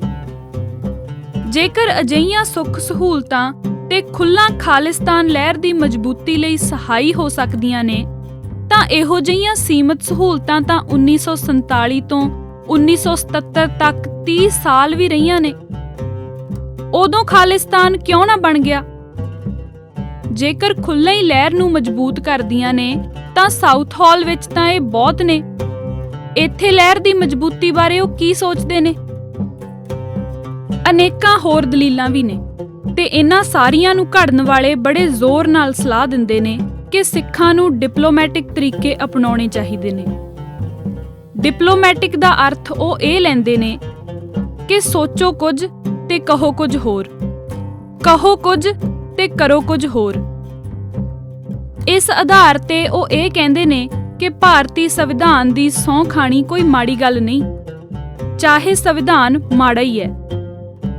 ਚੋਣਾਂ ਜਿੱਤ ਕੇ ਇਸ ਦੇ ਵਿਰੁੱਧ ਮਤਾ ਪਾ ਦੇਵਾਂਗੇ, ਫਿਰ ਆਪੇ ਭੁੱਲਾਂ ਬਖਸ਼ ਹੋ ਜਾਣਗੀਆਂ। ਭਾਰਤੀ ਰਾਜਨੀਤੀ ਦਾ ਸਭ ਤੋਂ ਮੰਨਿਆ ਪ੍ਰਮੰਨਿਆ ਦਾਰਸ਼ਨਿਕ ਹੋਇਆ ਸ੍ਰੀਮਾਨ ਚਾਣਕੀਆ। ਉਸ ਦੀ ਰਾਜਨੀਤਿਕ ਫਿਲਾਸਫੀ ਸੀ ਇਹ, ਤੇ ਇਸ ਨੂੰ ਬ੍ਰਾਹਮਣਵਾਦ ਕਹਿੰਦੇ ਨੇ। ਸਾਨੂੰ ਸਿੱਖਿਆ ਦਿੱਤੀ ਜਾਂਦੀ ਹੈ ਕਿ ਜੇਕਰ ਸਫਲਤਾ ਪ੍ਰਾਪਤ ਕਰਨੀ ਚਾਹੁੰਦੇ ਹੋ ਤਾਂ ਇਸ ਰਾਜਨੀਤਿਕ ਸਿਧਾਂਤ ਤੇ ਅਮਲ ਕਰੋ, ਅਤੇ ਜੇਕਰ ਜਟਕੀ ਨੈਤਿਕਤਾ ਹੀ ਚੁੱਕੀ ਫਿਰਨੀ ਹੈ ਤਾਂ ਜੁੱਤੀਆਂ ਖਾਂਦੇ ਰਹੋ। ਕਈ ਇਮਾਨਦਾਰ ਤੇ ਕੁਰਬਾਨੀ ਵਾਲੇ ਵੀਰ ਵੀ ਇਸ ਦਲੀਲ ਵਿੱਚ ਵਜ਼ਨ ਮੰਨਦੇ ਨੇ ਅਤੇ ਕਹਿੰਦੇ ਨੇ ਕਿ ਅਕਸਰ ਸਿਆਸਤ ਤੇ ਜੰਗ ਵਿੱਚ ਇੰਜ ਕਰਨਾ ਹੀ ਪੈਂਦਾ ਹੈ। ਪਰ ਸਾਨੂੰ ਸਮਝ ਨਹੀਂ ਆਉਂਦੀ ਕਿ ਜੇਕਰ ਇਸ ਤਰ੍ਹਾਂ ਅਸੀਂ ਜਿੱਤ ਵੀ ਜਾਈਏ ਤਾਂ ਹਾਰ ਕਿਸ ਦੀ ਹੋਵੇਗੀ? ਖਾਲਸਾ ਪੰਥ ਗੁਰਮਤ ਦੇ ਪਸਾਰੇ ਲਈ ਰਾਜਨੀਤਿਕ ਸੱਤਾ ਦੀ ਪ੍ਰਾਪਤੀ ਚਾਹੁੰਦਾ ਹੈ। ਉਹ ਭਾਰਤੀ ਹਕੂਮਤ ਨਾਲ ਕਣਕ ਝੋਨੇ ਦੀ ਕੀਮਤ ਲਈ ਨਹੀਂ ਲੜ ਰਿਹਾ, ਉਹ ਧਰਮੀ ਕਦਰਾਂ ਕੀਮਤਾਂ ਲਈ ਲੜ ਰਿਹਾ ਹੈ। ਤੇ ਜੇਕਰ ਉਹ ਧਰਮੀ ਕਦਰਾਂ ਕੀਮਤਾਂ ਹੀ ਤਿਆਗ ਦਿੰਦਾ ਹੈ ਤੇ ਠੀਕ ਉਸੇ ਤਰ੍ਹਾਂ ਹੀ ਬ੍ਰਾਹਮਣੀ ਕਦਰਾਂ ਕੀਮਤਾਂ ਅਪਣਾ ਕੇ ਜੰਗ ਵਿੱਚ ਉਤਰਦਾ ਹੈ ਤਾਂ ਜਿੱਤ ਹਾਰ ਦਾ ਫੈਸਲਾ ਕਿਹੜੀਆਂ ਕੀਮਤਾਂ ਉੱਪਰ ਹੋਵੇਗਾ? ਹਾਥੀ ਤੇ ਸ਼ੇਰ ਦੀ ਲੜਾਈ ਵਾਲੀ ਗੱਲ ਹੋਵੇਗੀ। ਜਦ ਸ਼ੇਰ ਨੇ ਸੋਚਿਆ ਸੀ ਕਿ ਹਾਥੀ ਨੂੰ ਹਰਾਉਣ ਲਈ ਉਸ ਨੂੰ ਉੱਚੇ ਕੱਦ ਦੀ ਲੋੜ ਹੈ, ਤਾਂ ਉਸਨੇ ਘੋੜੇ ਦਾ ਤਰਲਾ ਮਾਰਿਆ ਕਿ ਮੈਂ ਤੇਰੇ ਉੱਪਰ ਚੜ੍ਹ ਕੇ ਹਾਥੀ ਨਾਲ ਲੜਨਾ ਚਾਹੁੰਦਾ। ਜਦੋਂ ਘੋੜੇ ਉੱਪਰ ਚੜ੍ਹ ਕੇ ਹਾਥੀ ਦੇ ਸਾਹਮਣੇ ਗਿਆ ਤਾਂ ਹਾਥੀ ਉਸ ਉੱਪਰ ਹੱਸਣ ਲੱਗ ਪਿਆ ਤੇ ਕਹਿਣ ਲੱਗਾ ਕਿ ਹੁਣ ਤੇਰਾ ਲੜਨ ਦਾ ਕੋਈ ਫਾਇਦਾ ਨਹੀਂ, ਤੂੰ ਆਪਣੇ ਆਪ ਤੇ ਲੜ ਚੁੱਕਣ ਦਾ ਵਿਸ਼ਵਾਸ ਗੁਆ ਚੁੱਕਾ ਹੈ, ਤਾਈਓ ਕਿਸੇ ਹੋਰ ਦੀ ਸਵਾਰੀ ਕਰ ਆਇਆ। ਹੁਣ ਤੂੰ ਜਿੱਤਿਆ ਹਾਰਿਆ ਇੱਕ ਬਰਾਬਰ ਹੀ ਹੈ। ਸੋ ਜੇਕਰ ਅਸੀਂ ਚੋਣਾਂ ਨੂੰ ਬ੍ਰਾਹਮਣਵਾਦੀ ਅਨੈਤਿਕ ਮਿਆਰਾਂ ਅਨੁਸਾਰ ਵਰਤਣ ਦੀ ਦਲੀਲ ਦਾ ਸਹਾਰਾ ਲੈਂਦੇ ਹਾਂ ਤਾਂ ਸਮਝੋ ਕਿ ਸਿੱਖੀ ਸਿਧਾਂਤਾਂ ਤੇ ਉੱਚੇ ਮਿਆਰਾਂ ਦੀ ਕਦਰ ਨਹੀਂ ਪਾ ਰਹੇ ਤੇ ਇੰਜ ਕਰਦਿਆਂ ਧਰਮੀ ਜੰਗ ਵਿੱਚ ਹਾਰ ਕਬੂਲ ਕਰ ਲੈਂਦੇ ਹਾਂ। ਫਿਰ ਸਾਡੀ ਚੋਣ ਜਿੱਤਣ ਜਾਂ ਹਾਰਨ ਦੀ ਕੋਈ ਮਹੱਤਤਾ ਹੀ ਨਹੀਂ ਰਹਿ ਜਾਂਦੀ। ਜਿਨ੍ਹਾਂ ਨੂੰ ਨਹੀਂ ਪਤਾ ਉਹਨਾਂ ਦੀ ਜਾਣਕਾਰੀ ਲਈ ਇਹ ਜ਼ਰੂਰੀ ਹੈ ਕਿ ਚੋਣ ਲੜਨ ਲਈ ਆਪਣੀ ਅੰਤਰਾਤਮਾ ਦੁਆਰਾ ਇਹ ਸਹੁੰ ਖਾਣੀ ਜ਼ਰੂਰੀ ਹੁੰਦੀ ਹੈ ਕਿ ਅਸੀਂ ਭਾਰਤੀ ਸੰਵਿਧਾਨ ਨੂੰ ਪੂਰਨ ਰੂਪ ਵਿੱਚ ਮੰਨਦੇ ਹਾਂ ਤੇ ਇਸ ਦੇ ਪਾਬੰਦ ਰਹਾਂਗੇ। ਇਸ ਤੋਂ ਬਾਅਦ ਚੋਣਾਂ ਜਿੱਤ ਕੇ ਅਸੈਂਬਲੀ ਵਿੱਚ ਬੈਠਦਿਆਂ ਫਿਰ ਸਹੁੰ ਖਾਣੀ ਹੁੰਦੀ ਹੈ ਕਿ ਅਸੀਂ ਭਾਰਤੀ ਸੰਵਿਧਾਨ ਦੀ ਰਾਖੀ ਕਰਾਂਗੇ। ਇਸ ਲਈ ਜੇਕਰ ਝੂਠੀ ਸਹੁੰ ਖਾਣ ਜਾਂ ਸਹੁੰ ਖਾ ਕੇ ਮੁੱਕਰ ਜਾਣ ਦੀ ਪਿਰਤ ਨੂੰ ਖਾਲਸਾ ਪੰਥ ਮਨਜ਼ੂਰੀ ਦਿੰਦਾ ਹੈ ਤਾਂ ਉਹ ਬ੍ਰਾਹਮਣਵਾਦ ਵਿਰੁੱਧ ਕਿਸੇ ਟਿੱਪਣੀ ਦਾ ਹੱਕਦਾਰ ਹੀ ਨਹੀਂ ਰਹਿ ਜਾਂਦਾ। ਉਸ ਤੋਂ ਬਾਅਦ ਤੁਸੀਂ ਜਿੱਤੋ ਵੀ, ਵੱਖਰਾ ਰਾਜ ਬਣਾ ਵੀ ਲਓ, ਫਿਰ ਵੀ ਉਹ ਬ੍ਰਾਹਮਣੀ ਸਮਾਜ ਤੋਂ ਵੱਖਰੀ ਕੋਈ ਚੀਜ਼ ਲੋਕਾਂ ਨੂੰ ਨਹੀਂ ਦੇ ਸਕਦਾ। ਖਾਲਿਸਤਾਨ ਬਣਨ ਤੋਂ ਪਹਿਲਾਂ ਹੀ ਨੈਤਿਕਤਾ ਦੇ ਆਧਾਰ ਤੇ ਅਜਿਹੀ ਕਾਰਵਾਈ ਕਰਕੇ ਅਸੀਂ ਆਪਣੀ ਹਾਰ ਤਸਲੀਮ ਕਰ ਚੁੱਕੇ ਹੋਵਾਂਗੇ। ਇਸ ਲਈ ਆਓ ਆਪਣੀ ਲੜਾਈ ਨੂੰ ਆਪਣੇ ਧਰਮ ਦੇ ਉੱਚੇ ਸੁੱਚੇ ਮਿਆਰਾਂ ਤਹਿਤ ਹੀ ਸਫਲਤਾ ਤੱਕ ਖੜੀਏ।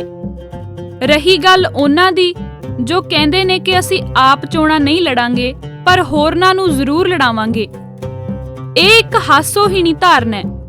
ਜੇ ਚੋਣਾਂ ਲੜਨੀਆਂ ਠੀਕ ਨੇ ਤਾਂ ਉਹ ਆਪ ਕਿਉਂ ਨਹੀਂ ਲੜਦੇ, ਤੇ ਜੇਕਰ ਗਲਤ ਨੇ ਤਾਂ ਹੋਰਨਾਂ ਨੂੰ ਗਲਤ ਕੰਮ ਕਰਨ ਲਈ ਕਿਉਂ ਪ੍ਰੇਰਦੇ ਨੇ।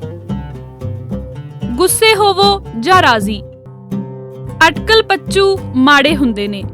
ਜੋ ਵੀ ਸੋਚਦੇ ਹੋ ਸਪਸ਼ਟ ਤੌਰ ਤੇ ਬਿਆਨ ਕਰੋ, ਜੋ ਵੀ ਬੋਲਦੇ ਹੋ ਸਿਰਫ ਉਸ ਮੁਤਾਬਕ ਹੀ ਆਪ ਕੰਮ ਕਰੋ। ਇਸੇ ਵਿੱਚ ਸਾਡਾ ਸਭ ਦਾ ਭਲਾ ਹੈ, ਸਰਬੱਤ ਦਾ ਭਲਾ ਹੈ। ਖਾਲਿਸਤਾਨ ਲਹਿਰ ਵਿੱਚ ਏਕਤਾ ਦਾ ਮੁੱਦਾ। ਲਿਬਰੇਸ਼ਨ ਖਾਲਿਸਤਾਨ, ਫਰਵਰੀ 1992। ਖਾਲਿਸਤਾਨ ਲਹਿਰ ਵਿੱਚ ਸ਼ਾਮਲ ਲੋਕ ਤਿੰਨ ਤਰ੍ਹਾਂ ਦੇ ਵਿਚਾਰਾਂ ਦੇ ਧਾਰਨੀ ਨੇ। ਇਸੇ ਕਾਰਨ ਮੋਟੇ ਰੂਪ ਵਿੱਚ ਲਹਿਰ ਤਿੰਨ ਵੱਖ-ਵੱਖ ਪ੍ਰਭਾਵ ਪੈਦਾ ਕਰਦੀ ਹੈ। ਪਹਿਲੀ ਤਰ੍ਹਾਂ ਦੇ ਲੋਕ ਉਹ ਨੇ ਜੋ ਧਾਰਮਿਕ ਫਲਸਫੇ ਦੇ ਤਹਿਤ ਪੰਥ ਦੀ ਚੜ੍ਹਦੀ ਕਲਾ ਲਈ ਖਾਲਿਸਤਾਨ ਚਾਹੁੰਦੇ ਨੇ ਅਤੇ ਉਹਨਾਂ ਦਾ ਲਹਿਰ ਵਿੱਚ ਹਿੱਸਾ ਪਾਉਣ ਦਾ ਹਿੱਤ ਸਿਰਫ ਉਹਨਾਂ ਦੇ ਧਾਰਮਿਕ ਅਕੀਦੇ ਨਾਲ ਜੁੜਿਆ ਹੋਇਆ ਹੈ। ਦੂਜੀ ਤਰ੍ਹਾਂ ਦੇ ਲੋਕ ਭਾਵਨਾਤਮਕ ਖਾਲਿਸਤਾਨੀ ਨੇ।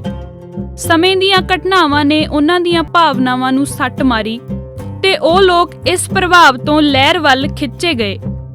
ਸਿਆਸੀ ਘਟਨਾਵਾਂ ਨੇ ਉਹਨਾਂ ਅੰਦਰ ਸੁੱਤੀ ਪਈ ਧਾਰਮਿਕ ਪਹਿਚਾਣ ਨੂੰ ਉਜਾਗਰ ਕੀਤਾ ਅਤੇ ਉਹ ਲੋਕ ਆਪਣੀ ਅਣਖ ਨੂੰ ਕੌਮ ਤੇ ਧਰਮ ਦੀ ਅਣਖ ਨਾਲ ਮੇਲ ਕੇ ਇਸ ਲਹਿਰ ਦਾ ਹਿੱਸਾ ਬਣੇ। ਇਹ ਲੋਕ ਖਾਲਿਸਤਾਨੀ ਲਹਿਰ ਦਾ ਇੱਕ ਵਿਸ਼ਾਲ ਭਾਗ ਨੇ। ਤੀਜੀ ਤਰ੍ਹਾਂ ਦੇ ਲੋਕ ਕੈਰੀਅਰਿਸਟ ਕਿਸਮ ਦੇ ਲੋਕ ਨੇ। ਸਿਆਸਤ ਜਿਨ੍ਹਾਂ ਦਾ ਕਿੱਤਾ ਹੈ। ਇਹ ਲੋਕ ਲੋਕਾਂ ਦੀਆਂ ਭਾਵਨਾਵਾਂ ਨੂੰ ਸਮਝ ਕੇ ਅਤੇ ਘਟਨਾਵਾਂ ਦੇ ਵਹਿਣ ਦੇ ਮੁਤਾਬਕ ਆਪਣੇ ਆਪ ਨੂੰ ਢਾਲਦਿਆਂ ਖਾਲਿਸਤਾਨੀ ਲਹਿਰ ਵਿੱਚ ਪ੍ਰਵੇਸ਼ ਕਰ ਗਏ ਨੇ। ਜਥੇਬੰਦੀਆਂ ਵਿਚਲੇ ਵਰਕਰਾਂ ਵਿੱਚ ਇਹ ਕਾਫੀ ਗਿਣਤੀ ਵਿੱਚ ਤੁਹਾਨੂੰ ਦਿਖਾਈ ਦੇ ਸਕਦੇ ਨੇ। ਇਹ ਤਿੰਨ ਤਰ੍ਹਾਂ ਦੇ ਲੋਕ ਰਲ ਕੇ ਖਾਲਿਸਤਾਨੀ ਲਹਿਰ ਬਣਦੀ ਹੈ। ਇਹਨਾਂ ਵਿੱਚੋਂ ਕਿਸੇ ਨੂੰ ਨਿੰਦ ਕੇ ਜਾਂ ਕਿਸੇ ਨੂੰ ਸਲਾਹ ਕੇ ਲਹਿਰ ਦਾ ਕੋਈ ਫਾਇਦਾ ਨਹੀਂ ਕੀਤਾ ਜਾ ਸਕਦਾ, ਕਿਉਂਕਿ ਅਕਸਰ ਇਹ ਤਿੰਨੇ ਤਰ੍ਹਾਂ ਦੇ ਲੋਕ ਇੱਕ ਦੂਜੇ ਦੀ ਥਾਂ ਬਦਲੀ ਵੀ ਕਰ ਸਕਦੇ ਹੁੰਦੇ ਨੇ। ਧਾਰਮਿਕ ਰੁਚੀਆਂ ਨੂੰ ਮੁੱਖ ਰੱਖਣ ਵਾਲਾ ਸਿਆਸੀ ਵਰਕਰ ਕਿਸੇ ਵੀ ਸਮੇਂ ਕੈਰੀਅਰਿਸਟ ਜਾਣੀ ਕਿ ਰੁਜ਼ਗਾਰਵਾਦੀ ਸਿਆਸਤਦਾਨ ਬਣਨ ਦੀਆਂ ਸੰਭਾਵਨਾਵਾਂ ਰੱਖਦਾ ਹੈ ਅਤੇ ਰੁਜ਼ਗਾਰਵਾਦੀ ਸਿਆਸੀ ਵਰਕਰ ਕਿਸੇ ਵੀ ਸਮੇਂ ਬਾਹਰੀ ਪ੍ਰਭਾਵ ਤਹਿਤ ਧਾਰਮਿਕ ਸਿਆਸੀ ਵਰਕਰ ਵਿੱਚ ਤਬਦੀਲ ਹੋ ਸਕਦਾ ਹੈ। ਇਸੇ ਤਰ੍ਹਾਂ ਭਾਵਨਾਤਮਕ ਵਰਕਰ ਇਹਨਾਂ ਵਿੱਚੋਂ ਕੋਈ ਵੀ ਪ੍ਰਭਾਵ ਗ੍ਰਹਿਣ ਕਰ ਸਕਦਾ ਹੈ। ਜੂਨ 1984 ਤੋਂ ਜਦ ਖਾਲਿਸਤਾਨ ਦੀ ਲਹਿਰ ਨੇ ਇੱਕ ਲੋਕ ਲਹਿਰ ਦਾ ਰੂਪ ਧਾਰਨ ਕੀਤਾ ਤਾਂ ਸਾਨੂੰ ਦੁਸ਼ਮਣ ਨੇ ਐਸੀ ਜੰਗ ਵਿੱਚ ਉਲਝਾਈ ਰੱਖਿਆ ਹੈ ਕਿ ਲਹਿਰ ਨੂੰ ਇੱਕ ਰੂਪਤਾ ਪ੍ਰਦਾਨ ਕਰਨ ਦੇ ਮੌਕੇ ਘੱਟ ਪੈਦਾ ਹੋਏ ਨੇ। ਇਸ ਕਾਰਨ ਜਿੱਥੇ ਘਟਨਾਵਸ ਭਾਵਨਾਤਮਕ ਪੱਧਰ ਤੇ ਲਹਿਰ ਵਿੱਚ ਅਥਾਹ ਵਾਧਾ ਹੋਇਆ ਅਤੇ ਰੁਜ਼ਗਾਰੀ ਜਾਣੀ ਕਿ ਕੈਰੀਅਰਿਸਟ ਸਿਆਸੀ ਵਰਕਰਾਂ ਦੀ ਆਮਦ ਵਧੀ ਹੈ, ਉੱਥੇ ਇਸ ਨੂੰ ਬਣਦਾ ਗੁਰਸਿੱਖ ਰੂਪ ਨਹੀਂ ਦਿੱਤਾ ਜਾ ਸਕਿਆ। ਤੇਜ਼ ਜੰਗ ਦੇ ਦੌਰਾਨ ਇਹ ਕੰਮ ਸੰਭਵ ਵੀ ਨਹੀਂ ਹੁੰਦਾ। ਇਸੇ ਕਰਕੇ ਲਹਿਰ ਵਿੱਚ ਵਰਕਰਾਂ ਦੇ ਵਾਧੇ ਦੇ ਨਾਲ ਜਥੇਬੰਦੀਆਂ ਦਾ ਵਾਧਾ ਵੀ ਵੱਡੀ ਪੱਧਰ ਤੇ ਹੋਇਆ। ਇਹ ਇੱਕ ਕੁਦਰਤੀ ਵਰਤਾਰਾ ਸੀ ਤੇ ਇਹ ਇੰਝ ਹੀ ਵਾਪਰਨਾ ਸੀ। ਹੁਣ ਸਾਨੂੰ ਇਹ ਸਭ ਕੁਝ ਮੰਨ ਕੇ ਕਿ ਇਸ ਵਕਤ ਸਾਡੀ ਲਹਿਰ ਵਿੱਚ ਅਨੇਕਾਂ ਧੜੇ ਹੋਂਦ ਵਿੱਚ ਆਏ ਹੋਏ ਨੇ ਅਤੇ ਹਰੇਕ ਧੜੇ ਦੀ ਹੋਂਦ ਦੇ ਕੁਝ ਖਾਸ ਕਾਰਨ ਨੇ, ਲਹਿਰ ਦੀ ਲੋੜੀਂਦੀ ਏਕਤਾ ਲਈ ਯਤਨ ਆਰੰਭ ਕਰਨੇ ਚਾਹੀਦੇ ਨੇ। ਇਸ ਹਾਲਤ ਦਾ ਹੱਲ ਪ੍ਰਚਲਿਤ ਰਾਜਨੀਤੀ ਵਿਗਿਆਨ ਅੰਦਰੋਂ ਸੰਭਵ ਨਹੀਂ ਹੈ। ਸਾਡੀ ਲਹਿਰ ਸਿਰਫ ਤੇ ਸਿਰਫ ਧਰਮ ਦੀ ਚੜ੍ਹਦੀ ਕਲਾ ਲਈ ਇੱਕ ਧਾਰਮਿਕ ਲਹਿਰ ਹੈ।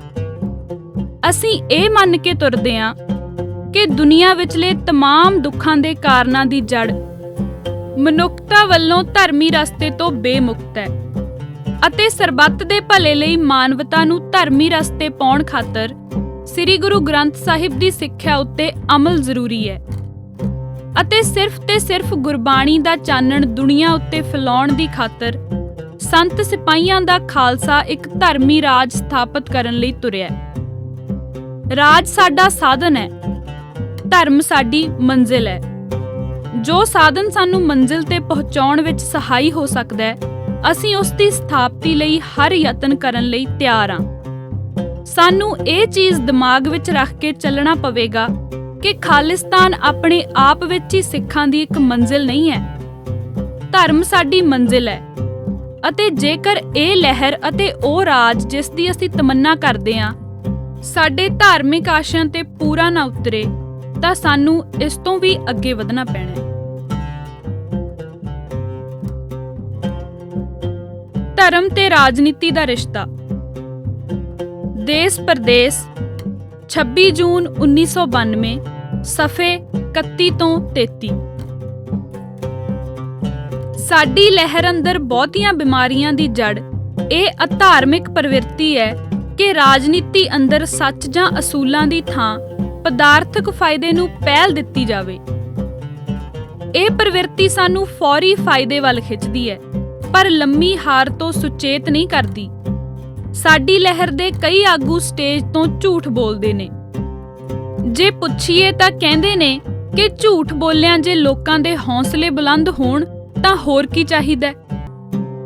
ਉਹਨਾਂ ਦੀ ਇਹ ਪੱਕੀ ਸਮਝ ਹੈ ਕਿ ਰਾਜਨੀਤੀ ਤੇ ਜੰਗ ਵਿੱਚ ਕੋਈ ਅਸੂਲ ਨਹੀਂ ਹੁੰਦਾ ਜਿਨ੍ਹਾਂ ਵਾਸਤੇ ਹਰ ਹਰਬਾ ਵਰਤਣਾ ਚਾਹੀਦਾ। ਪਰ ਮਿੱਤਰ ਪਿਆਰਿਓ, ਅਸੀਂ ਜੰਗ ਸ਼ੁਰੂ ਕੀਤੀ ਹੈ ਧਰਮ ਦੀ ਚੜ੍ਹਦੀ ਕਲਾ ਲਈ। ਸਾਨੂੰ ਲੜਨਾ ਸਿਖਾਇਆ ਸਾਡੇ ਧਾਰਮਿਕ ਅਸੂਲਾਂ ਨੇ। ਜੇ ਇਸ ਲੜਾਈ ਵਿੱਚ ਜਿੱਤਣਾ ਚਾਹੀਦਾ ਤਾਂ ਉਹ ਸਾਡਾ ਧਰਮ ਹੀ ਜਿੱਤਣਾ ਚਾਹੀਦਾ, ਸਾਡਾ ਧੜਾ ਨਹੀਂ। ਅਤੇ ਜੇਕਰ ਲੜਾਈ ਦੇ ਮੈਦਾਨ ਵਿੱਚ ਅਸੀਂ ਧਰਮ ਦਾ ਪੱਲਾ ਹੀ ਛੱਡ ਬੈਠੇ ਤਾਂ ਸਾਡੀ ਲੜਾਈ ਦਾ ਤਾਂ ਮੁੱਦਾ ਹੀ ਖਤਮ ਹੈ। ਜਿੱਤਣਾ ਜਾਂ ਲੜਨਾ ਕਾਹਦੇ ਲਈ? ਧਰਮ ਸੱਚ ਦਾ ਨਾਂ ਹੈ ਅਤੇ ਸੱਚ ਦੀ ਲੜਾਈ ਧਰਮ ਦੀ ਲੜਾਈ ਹੈ। ਧਰਮ ਦੇ ਨਾਂ ਤੇ ਪਦਾਰਥ ਦੀ ਲੜਾਈ ਗਾਂਧੀਵਾਦੀ ਲੜਾਈ ਹੈ। ਉਹੋ ਜਿਹੇ ਸਿੱਖ ਰਾਜ ਵਿੱਚ ਤੇ ਭਾਰਤੀ ਰਾਜ ਵਿੱਚ ਕੋਈ ਫਰਕ ਨਹੀਂ ਹੋਵੇਗਾ। ਜਿਹੜੇ ਲੋਕ ਇਹ ਦਲੀਲ ਦਿੰਦੇ ਨੇ ਕਿ ਝੂਠ ਮਾਰਨ ਤੋਂ ਬਿਨਾਂ, ਕਹਿਣੀ ਤੇ ਕਰਨੀ ਵਿੱਚ ਫਰਕ ਰੱਖਣ ਤੋਂ ਬਿਨਾਂ ਅਸੀਂ ਜਿੱਤ ਹੀ ਨਹੀਂ ਸਕਦੇ, ਉਹਨਾਂ ਦਾ ਧਰਮ ਤੇ ਸੱਚ ਵਿੱਚ ਵਿਸ਼ਵਾਸ ਅਜੇ ਪੱਕਾ ਨਹੀਂ ਹੋਇਆ ਜਾਪਦਾ। ਜਿਹੜੇ ਲੋਕ ਹੋਰਨਾਂ ਪਦਾਰਥਵਾਦੀ ਲਹਿਰਾਂ ਦੀ ਜਿੱਤ ਤੋਂ ਸਿੱਖਣ ਦੀਆਂ ਗੱਲਾਂ ਕਰਦੇ ਨੇ, ਉਹਨਾਂ ਨੂੰ ਸੋਚਣਾ ਚਾਹੀਦਾ ਕਿ ਉਹ ਲਹਿਰਾਂ ਜਿੱਤ ਕੇ ਵੀ ਅੰਤ ਹਾਰ ਹੀ ਗਈਆਂ ਨੇ।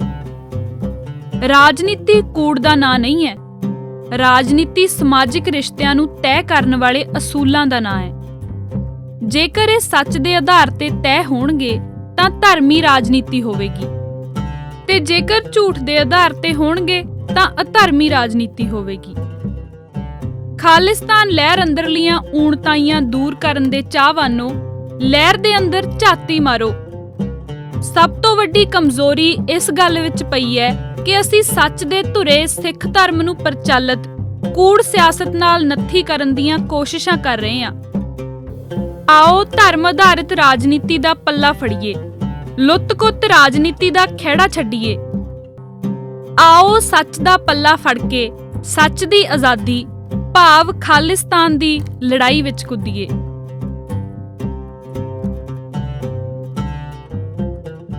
ਸਿੱਖ ਸਿਆਸਤ ਅੰਦਰਲਾ ਮੌਜੂਦਾ ਸੰਕਟ ਤੇ ਇਸ ਵਿੱਚੋਂ ਨਿਕਲਣ ਦਾ ਰਾਹ। ਲਿਬਰੇਸ਼ਨ ਖਾਲਿਸਤਾਨ, ਸਾਲ ਚੌਥਾ, ਨੰਬਰ 1। ਮਈ 1994 ਵਿੱਚ ਭਾਈ ਜਸਵੰਤ ਸਿੰਘ ਖਾਲੜਾ ਨੇ ਸਿੱਖ ਰਾਜਨੀਤੀ ਦੀ ਤਤਕਾਲੀ ਦਸ਼ਾ ਦਾ ਭਰਵਾਂ ਵਿਸ਼ਲੇਸ਼ਣ ਕਰਦਿਆਂ ਇੱਕ ਲੰਮਾ ਲੇਖ ਲਿਖਿਆ ਸੀ, ਜਿਸ ਵਿੱਚ ਉਸਨੇ ਰਾਜੀਵ ਗਾਂਧੀ ਤੇ ਸੰਤ ਹਰਚੰਦ ਸਿੰਘ ਲੌਂਗੋਵਾਲ ਵਿਚਕਾਰ ਹੋਏ ਸਮਝੌਤੇ, 1985 ਦੀਆਂ ਚੋਣਾਂ, ਬਰਨਾਲਾ ਸਰਕਾਰ, 26 ਜਨਵਰੀ ਦਾ ਸਰਬੱਤ ਖਾਲਸਾ, ਖਾੜਕੂ ਲਹਿਰ ਦੀ ਇਤਿਹਾਸਕ ਚੜ੍ਹਤ, 1991 ਤੇ 1992 ਦੀਆਂ ਚੋਣਾਂ ਅਤੇ ਅਖੀਰ ਵਿੱਚ ਖਾੜਕੂ ਲਹਿਰ ਦੇ ਦੁਖਦਾਈ ਪਤਨ ਤੱਕ ਸਾਰੇ ਵਰਤਾਰੇ ਦੀ ਸੰਖੇਪ ਵਿੱਚ ਗਹਿਰੀ ਛਾਣਬੀਣ ਕੀਤੀ ਸੀ। ਹੇਠਾਂ ਉਸ ਲੇਖ 'ਚੋਂ ਚੋਣਵੇਂ ਅੰਸ਼ ਦਿੱਤੇ ਜਾ ਰਹੇ ਨੇ। ਸ੍ਰੀ ਅਕਾਲ ਤਖਤ ਸਾਹਿਬ ਉੱਤੇ ਦਿੱਲੀ ਦੇ ਤਖਤ ਵੱਲੋਂ ਕੀਤੇ ਹਮਲੇ ਨੂੰ ਪੂਰਾ ਦਹਾਕਾ ਹੋਣ ਜਾ ਰਿਹਾ ਹੈ। ਇਤਿਹਾਸ ਦੇ ਇਹ 10 ਸਾਲ ਦੱਖਣੀ ਏਸ਼ੀਆ ਦੀ ਸਿਆਸਤ ਵਿੱਚ ਸਿੱਖ ਕੌਮ ਦੇ ਸੰਘਰਸ਼ ਦੀ ਪੂਰੀ ਛਾਪ ਵਾਲੇ ਸਾਲ ਰਹੇ ਨੇ। ਇਸ ਸਮੇਂ ਨੇ ਵੱਖ-ਵੱਖ ਸਮੇਂ ਦੇ ਉਤਰਾਅ ਚੜ੍ਹਾਅ ਪੇਸ਼ ਕੀਤੇ ਨੇ। ਜੂਨ 1984 ਵਿੱਚ ਸਿੱਖ ਜਨਤਕ ਲਹਿਰ ਪੂਰੇ ਸਿਖਰ ਤੇ ਸੀ, ਪਰ ਜੁਲਾਈ 1984 ਵਿੱਚ ਭਾਰਤੀ ਜਬਰ ਪੂਰੇ ਸਿਖਰਾਂ ਨੂੰ ਛੋਹ ਰਿਹਾ ਸੀ। ਸਿੱਖ ਰਾਜਸੀ ਤੇ ਜਥੇਬੰਦਕ ਤਾਣੇ-ਬਾਣੇ ਇੱਕ ਵਾਰ ਤਾਂ ਤਹਿਸ-ਨਹਿਸ ਹੋ ਚੁੱਕੇ ਸਨ ਤੇ ਭਾਰਤੀ ਰਾਜ ਨੇ ਸਿੱਖਾਂ ਦੀਆਂ ਭਾਵਨਾਵਾਂ ਦੀ ਪਰਵਾਹ ਨਾ ਕਰਦਿਆਂ ਪੰਜਾਬ ਦੇ ਚੱਪੇ-ਚੱਪੇ ਨੂੰ ਕੋਹ ਮਾਰਿਆ ਸੀ। ਮੌਕਾਪ੍ਰਸਤ ਅਕਾਲੀ ਆਗੂਆਂ ਵੱਲੋਂ ਬੇਵਸੀ ਜ਼ਾਹਰ ਕਰਦਾ ਇੱਕ ਰਾਜੀਵ ਲੌਂਗੋਵਾਲ ਸਮਝੌਤਾ ਆਇਆ ਤੇ ਜਜ਼ਬਾਤੀ ਨੌਜਵਾਨਾਂ ਵੱਲੋਂ ਲੌਂਗੋਵਾਲ ਦਾ ਖੂਨ ਕਰਕੇ ਇਸ ਸਮਝੌਤੇ ਨੂੰ ਰੱਦ ਕਰਨ ਦਾ ਇਰਾਦਾ ਵੀ ਜ਼ਾਹਰ ਕੀਤਾ ਗਿਆ। ਭਾਰਤੀ ਪ੍ਰਚਾਰ ਮੀਡੀਆ ਵੱਲੋਂ ਹਕੂਮਤੀ ਦਲਾਲ ਲੌਂਗੋਵਾਲ ਨੂੰ ਭਾਰਤੀ ਸ਼ਹੀਦ ਦਾ ਦਰਜਾ ਦੇਣ ਦੇ ਧੂਆਂਧਾਰ ਪ੍ਰਚਾਰ ਅਤੇ ਰਵਾਇਤੀ ਅਕਾਲੀ ਆਗੂਆਂ ਨੂੰ ਅਸਿੱਧੇ ਤਰੀਕੇ ਨਾਲ ਜਿਤਾਉਣ ਵਾਲੀਆਂ ਚੋਣਾਂ ਨੇ ਬਰਨਾਲਾ ਮੰਤਰੀ ਮੰਡਲ ਸਾਹਮਣੇ ਲਿਆਂਦਾ। ਰਵਾਇਤੀ ਅਕਾਲੀ ਤੇ ਭਾਰਤੀ ਹਾਕਮਾਂ ਦੀਆਂ ਇੱਛਾਵਾਂ ਦੇ ਉਲਟ 26 ਜਨਵਰੀ 1986 ਨੂੰ ਹੋਏ ਸਰਬੱਤ ਖਾਲਸਾ ਨੇ ਕੌਮੀ ਮੁਕਤੀ ਦੀ ਲਹਿਰ ਸ਼ੁਰੂ ਕਰਨ ਦਾ ਅਹਿਦ ਕੀਤਾ ਤੇ ਸਿੱਖ ਸਿਆਸਤ ਵਿੱਚ ਇੱਕ ਨਵੀਂ ਕਤਾਰਬੰਦੀ ਸ਼ੁਰੂ ਹੋਈ। ਕੁਝ ਤੱਤ ਭੜੱਥੇ ਪਰ ਇਮਾਨਦਾਰ ਸਿਆਸਤਦਾਨਾਂ ਨੇ ਨਵੀਂ ਲਹਿਰ ਤੇਜ਼ ਕਰਨ ਲਈ ਅੱਤ ਖਾੜਕੂ ਪੈਂਤੜੇ ਲਏ।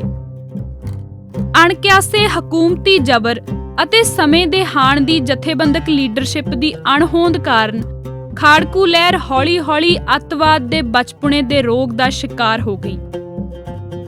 ਰੂਸੀ ਕਮਿਊਨਿਸਟ ਆਗੂ V.I. ਲੈਨਿਨ ਨੇ ਉਸ ਵੇਲੇ ਕਮਿਊਨਿਸਟ ਲਹਿਰ ਅੰਦਰ ਉੱਭਰੇ ਅੱਤ ਖੱਬੇ ਰੁਝਾਨ ਨੂੰ ਬਚਪੁਣੇ ਦਾ ਰੋਗ ਜਾਣੀ ਕਿ ਇਨਫੈਟਾਈਲ ਡਿਸਆਰਡਰ ਕਹਿ ਕੇ ਨਿੰਦਿਆ ਸੀ। ਭਾਰਤੀ ਹਕੂਮਤ ਵੀ ਇਸ ਲਹਿਰ ਨੂੰ ਹੰਭਾ ਕੇ ਮਾਰਨ ਦੀ ਰਣਨੀਤੀ ਤੇ ਚੱਲੀ। ਨਤੀਜਾ ਹਜ਼ਾਰਾਂ ਨੌਜਵਾਨਾਂ ਦੀਆਂ ਸ਼ਹਾਦਤਾਂ ਦੇ ਬਾਵਜੂਦ ਲਹਿਰ ਦਾ ਇਹ ਪੜਾਅ ਅਸਫਲ ਹੋਇਆ। ਅਸਫਲਤਾ ਤੋਂ ਵੀ ਭੈੜੀ ਗੱਲ ਇਹ ਹੋਈ ਕਿ ਇਸ ਲਹਿਰ ਵਿੱਚ ਜਾਨਾਂ ਵਾਰਨ ਵਾਲਿਆਂ ਦਾ ਕੌਮੀ ਸਤਿਕਾਰ ਜੋ ਪੈਦਾ ਹੋਣਾ ਚਾਹੀਦਾ ਸੀ, ਉਹ ਹੋ ਨਾ ਸਕਿਆ। ਸਗੋਂ ਕੁਝ ਸਿੱਖ ਹਲਕਿਆਂ ਵਿੱਚ ਇਹਨਾਂ ਪ੍ਰਤੀ ਨਿਰਾਸ਼ਤਾ ਵੀ ਪੈਦਾ ਹੋਈ। ਜੂਨ 91 ਦੀਆਂ ਰੱਦ ਹੋਈਆਂ ਚੋਣਾਂ ਤੇ ਫਿਰ 1992 ਵਿੱਚ ਬਾਈਕਾਟ ਕੀਤੀਆਂ ਚੋਣਾਂ ਵਿਚਲੇ ਪੈਂਤੜਿਆਂ ਨੇ ਸਿੱਖ ਲਹਿਰ ਵਿੱਚ ਐਸੀਆਂ ਉਲਝਣਾਂ ਵਧਾਈਆਂ ਕਿ ਫਿਰ ਇਸ ਦੇ ਪੈਰ ਹੀ ਨਾ ਲੱਗ ਸਕੇ ਅਤੇ ਇਸ ਦਾ ਅੰਤ ਸਾਨੂੰ ਸਭ ਨੂੰ ਦੇਖਣਾ ਪਿਆ।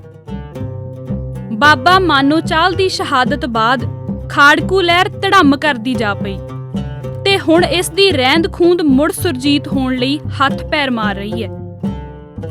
ਰਵਾਇਤੀ ਅਕਾਲੀ ਦਲ 1999 ਦੀਆਂ ਚੋਣਾਂ ਸਮੇਂ ਕੌਮੀ ਸਿੱਖ ਲਹਿਰ ਦਾ ਸਾਹਮਣਾ ਨਾ ਕਰ ਸਕੇ ਅਤੇ ਜਮਹੂਰੀ ਮੁਹਾਜ਼ ਤੋਂ ਬੁਰੀ ਤਰ੍ਹਾਂ ਸਾਫ਼ ਕਰ ਦਿੱਤੇ ਗਏ। ਇਹਨਾਂ ਦਾ ਬਦਲ ਉਭਾਰਨ ਵਿੱਚ ਨਵੀਂ ਲੀਡਰਸ਼ਿਪ, ਮਾਨ ਦਲ, ਬਾਬਾ ਦਲ, ਫੈਡਰੇਸ਼ਨਾਂ ਨੇ ਨਾਅਰੇ ਤਾਂ ਗਰਮ ਲਾਏ, ਪਰ ਕਾਰਗੁਜ਼ਾਰੀਆਂ ਰਵਾਇਤੀ ਦਿਖਾਈਆਂ। ਅਖੀਰ ਫੇਲ ਹੋਈ ਰਵਾਇਤੀ ਲੀਡਰਸ਼ਿਪ ਦੇ ਢਾਹੇ ਚੜ੍ਹ ਕੇ ਨਵੀਂ ਕੌਮੀ ਲਹਿਰ ਦੇ ਜਮਹੂਰੀ ਪਲੇਟਫਾਰਮ ਦੀਆਂ ਸੰਭਾਵਨਾਵਾਂ ਦਾ ਭੱਠਾ ਬਿਠਾ ਦਿੱਤਾ। ਖਾੜਕੂ ਲਹਿਰ ਦੇ ਨਿੱਗਰ ਚੁੱਕੇ ਹਿੱਸਿਆਂ ਨਾਲ ਭਾਈਵਾਲੀ ਦਿਖਾ ਕੇ ਅਤੇ ਉਸਾਰੂ ਹਿੱਸੇ ਨਾਲ ਸ਼ਰੀਕੇਬਾਜ਼ੀ ਵਾਲਾ ਰੁਖ ਅਖਤਿਆਰ ਕਰਕੇ ਇਸ ਨਵੀਂ ਅਕਾਲੀ ਧਿਰ ਨੇ ਹੌਲੀ-ਹੌਲੀ ਆਪਣੇ ਆਪ ਨੂੰ ਕੱਖੋਂ ਹੌਲਾ ਕਰ ਲਿਆ ਅਤੇ ਅੰਤ ਜਲੰਧਰ ਪਾਰਲੀਮਾਨੀ ਜ਼ਿਮਨੀ ਚੋਣ 1993 ਸਮੇਂ ਆਪਣੀ ਸਹੀ ਤਸਵੀਰ ਦੇਖ ਕੇ ਹੈਰਾਨ ਪਰੇਸ਼ਾਨ ਹੋ ਗਏ। ਆਜ਼ਾਦੀ ਪਸੰਦ ਸਿੱਖ ਵੋਟਰ ਬਾਦਲ ਦਲ ਲਈ ਉਤਸ਼ਾਹਤ ਨਾ ਹੋ ਸਕਿਆ ਅਤੇ ਨਵੇਂ ਅਕਾਲੀ ਦਲ ਦੇ ਦੋਗਲੇਪਨ ਨੂੰ ਮੂੰਹ ਵਿੱਚ ਉਂਗਲ ਪਾਈ ਦੇਖਦਾ ਰਿਹਾ। ਅੱਜ ਹਾਲਤ ਇਹ ਹੈ ਕਿ ਮੇਲਿਆਂ ਵਿਚਲੇ ਇਕੱਠਾਂ ਤੋਂ ਸਿਵਾ ਇਸ ਨਵੀਂ ਅਕਾਲੀ ਲੀਡਰਸ਼ਿਪ ਕੋਲ ਕੋਈ ਸਰਗਰਮੀ ਨਹੀਂ। ਆਪਣੀ ਇਸ ਪਤਲੀ ਹਾਲਤ ਬਾਰੇ ਆਪਣੇ ਅੰਦਰ ਝਾਤ ਮਾਰਨ ਦੀ ਥਾਂ ਇਹ ਧਿਰ ਖਾੜਕੂ ਲਹਿਰ ਨੂੰ ਕੋਸਣ ਤੱਕ ਪਹੁੰਚ ਗਈ ਹੈ। ਜਿਨ੍ਹਾਂ ਦੀ ਕਮਾਈ ਦੇ ਸਿਰ ਤੇ ਇਹ ਧਿਰ ਪੈਦਾ ਹੋਈ ਸੀ, ਉਹਨਾਂ ਦੀ ਨੁਕਤਾਚੀਨੀ ਕਰਕੇ ਪਰ ਬਿਨਾਂ ਆਪਣੀ ਕਿਸੇ ਕਮਾਈ ਦੇ ਇਹ ਕਿੰਨਾ ਕੁ ਚਿਰ ਕਾਇਮ ਰਹਿ ਸਕਦੀ ਹੈ, ਕਹਿਣਾ ਮੁਸ਼ਕਿਲ ਹੋ ਗਿਆ। ਵਿਦੇਸ਼ਾਂ ਵਿੱਚ ਸਿੱਖਾਂ ਦੀ ਸਿਆਸਤ ਵਿੱਚ ਵੀ ਕਈ ਮੋੜ ਆਏ ਨੇ।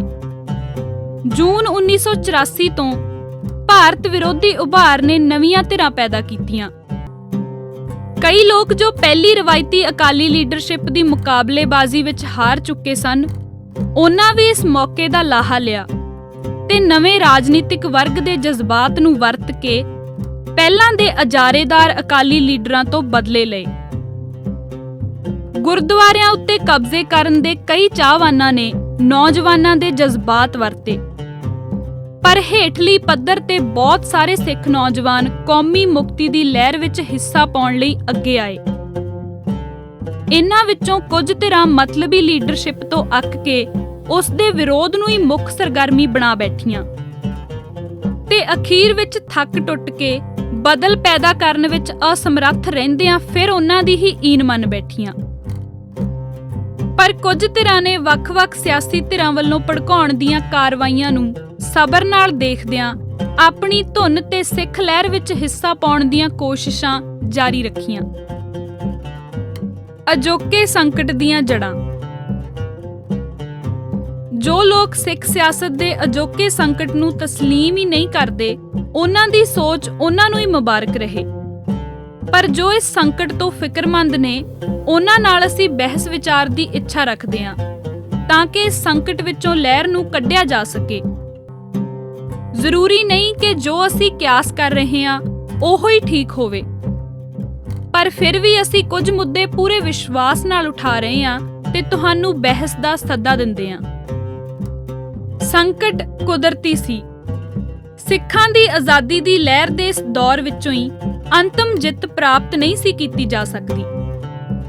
ਜੂਨ 1984 ਵਿੱਚ ਸ੍ਰੀ ਅਕਾਲ ਤਖਤ ਸਾਹਿਬ ਉੱਤੇ ਗੋਲਾਬਾਰੀ ਕਰਕੇ ਭਾਰਤੀ ਰਾਜ ਨੇ ਸਿੱਖਾਂ ਨੂੰ ਅਸਲ ਸਬੰਧਾਂ ਦਾ ਅਹਿਸਾਸ ਕਰਾਇਆ ਸੀ ਤੇ 1984 ਦੇ ਸਿੱਖ ਕਤਲੇਆਮ ਨੇ ਭਾਰਤੀ ਕੌਮ ਦੇ ਸਿੱਖਾਂ ਨਾਲ ਜਨਤਕ ਸਬੰਧਾਂ ਦੀ ਅਸਲ ਤਸਵੀਰ ਪੇਸ਼ ਕੀਤੀ ਸੀ।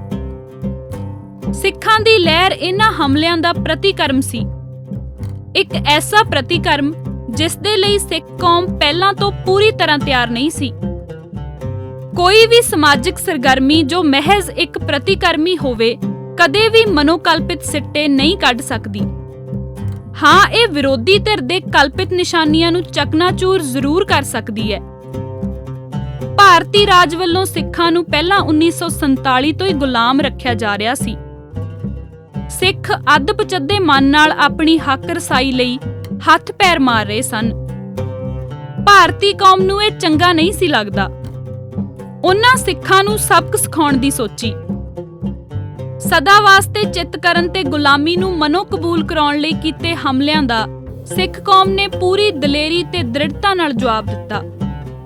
ਕਮਾਲ ਦੀ ਸੂਰਮਗਤੀ ਦਿਖਾਉਂਦਿਆਂ ਹਜ਼ਾਰਾਂ ਨੌਜਵਾਨਾਂ ਨੇ ਕੁਰਬਾਨੀਆਂ ਦਿੱਤੀਆਂ।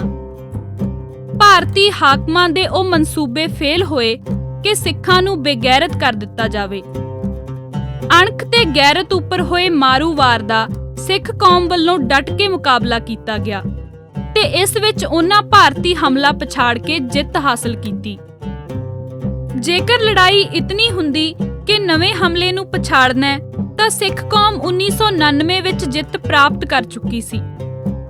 ਜਦ ਭਾਰਤੀ ਕੌਮ ਦੀ ਹੀਰੋਇਨ ਇੰਦਰਾ ਦਾ ਨਾਸ਼ ਕਰਨ ਵਾਲੇ ਸ਼ਹੀਦ ਭਾਈ ਬੇਅੰਤ ਸਿੰਘ ਦੇ ਪਰਿਵਾਰ ਦੇ 2 ਜੀਅ ਭਾਰਤੀ ਪਾਰਲੀਮੈਂਟ ਵਿੱਚ ਪੂਰੀ ਸ਼ਾਨ ਨਾਲ ਪਹੁੰਚ ਕੇ ਇਸ ਨੂੰ ਸ਼ਰਮਸਾਰ ਕਰ ਰਹੇ ਸਨ।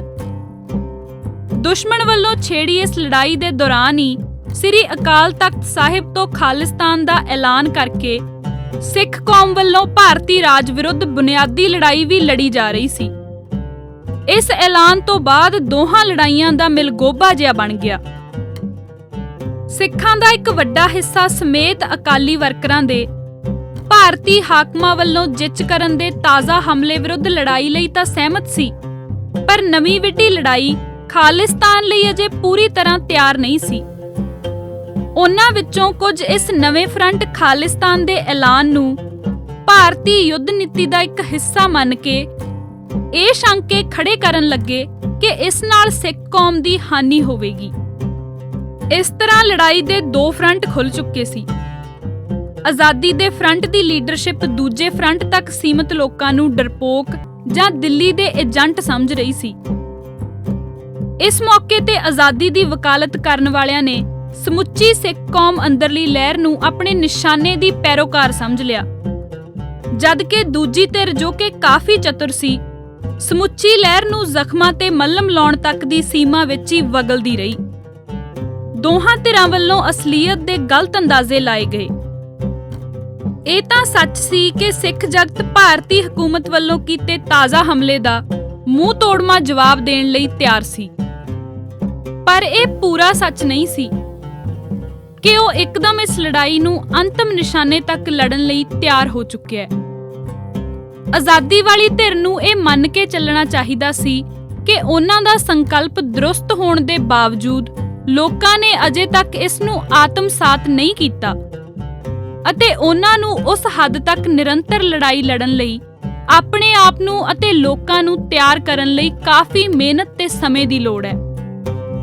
ਪਰੰਤੂ ਜਜ਼ਬਾਤ ਦੇ ਜ਼ੋਰ ਅਤੇ ਕੁਝ ਸੱਜਣਾ ਮਿੱਤਰਾਂ ਦੀਆਂ ਸਲਾਹਾਂ ਸਦਕਾ ਇਹ ਧਿਰ ਕਾਲੇਪਣ ਦਾ ਸ਼ਿਕਾਰ ਹੋਈ ਤੇ ਇਸ ਨਵੀਂ ਵਿੱਢੀ ਲੜਾਈ ਨੂੰ ਚਰਮ ਸੀਮਾ ਤੱਕ ਉਸ ਵੇਲੇ ਲੈ ਗਈ ਜਦੋਂ ਇਹ ਮੁੱਢਲੀ ਸਟੇਜ ਵਿੱਚ ਹੀ ਸੀ।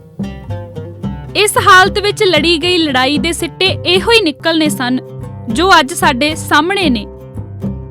ਜੋ ਕੁਝ ਵਾਪਰਿਆ ਇਸ ਤੇ ਜ਼ਿਆਦਾ ਅਚੰਭਿਤ ਜਾਂ ਪਰੇਸ਼ਾਨ ਹੋਣ ਦੀ ਉਤਨੀ ਲੋੜ ਨਹੀਂ ਜਿਤਨਾ ਠੰਡੇ ਮਨ ਨਾਲ ਇਹ ਸੋਚਣ ਦੀ ਲੋੜ ਹੈ ਕਿ ਹੁਣ ਕਿੱਥੋਂ ਸ਼ੁਰੂ ਕੀਤਾ ਜਾਵੇ।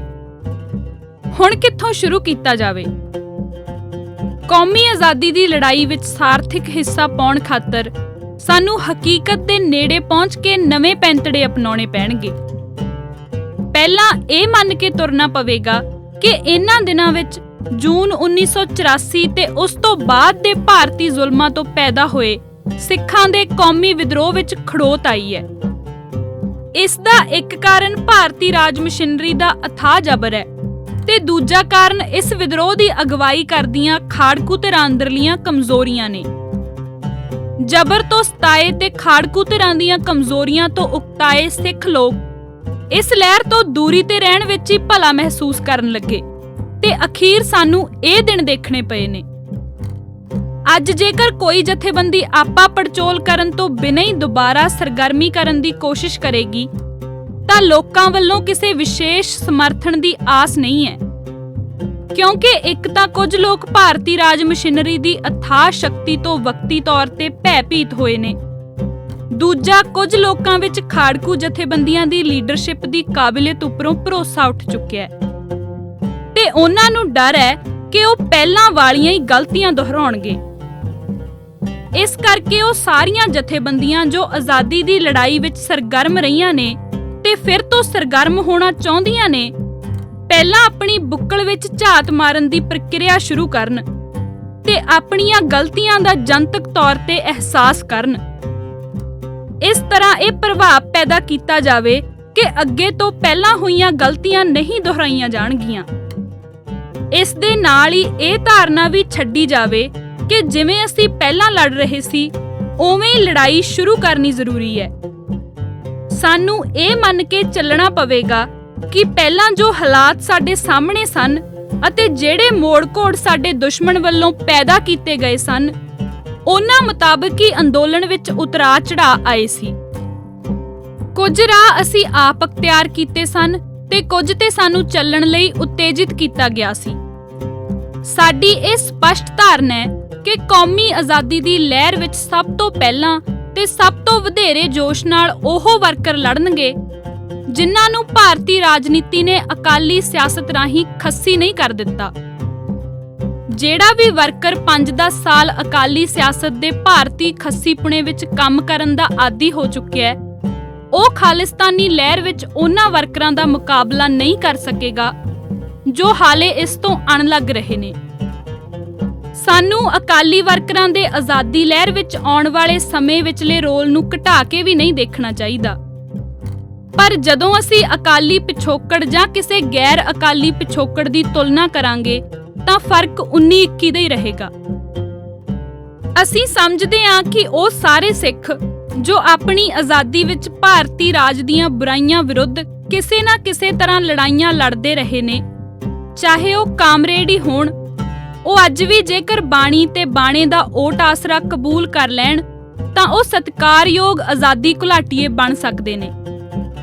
ਇਸੇ ਤਰ੍ਹਾਂ ਕੁਝ ਇੱਕ ਅਕਾਲੀ ਪਿਛੋਕੜ ਵਾਲੇ ਉਮਰਾ ਨੰਗਲ, ਬਰਨਾਲਾ, ਅਮਰਿੰਦਰ ਆਦਿ ਭਾਵੇਂ ਦੇਖਣ ਨੂੰ ਕਿਤੇ ਚੰਗੇ ਅਕਾਲੀ ਲੱਗਣ ਜਾਂ ਰਹੇ ਹੋਣ, ਉਹ ਆਜ਼ਾਦੀ ਦੀ ਲਹਿਰ ਦੇ ਗੱਦਾਰ ਸਾਬਤ ਹੋਣਗੇ।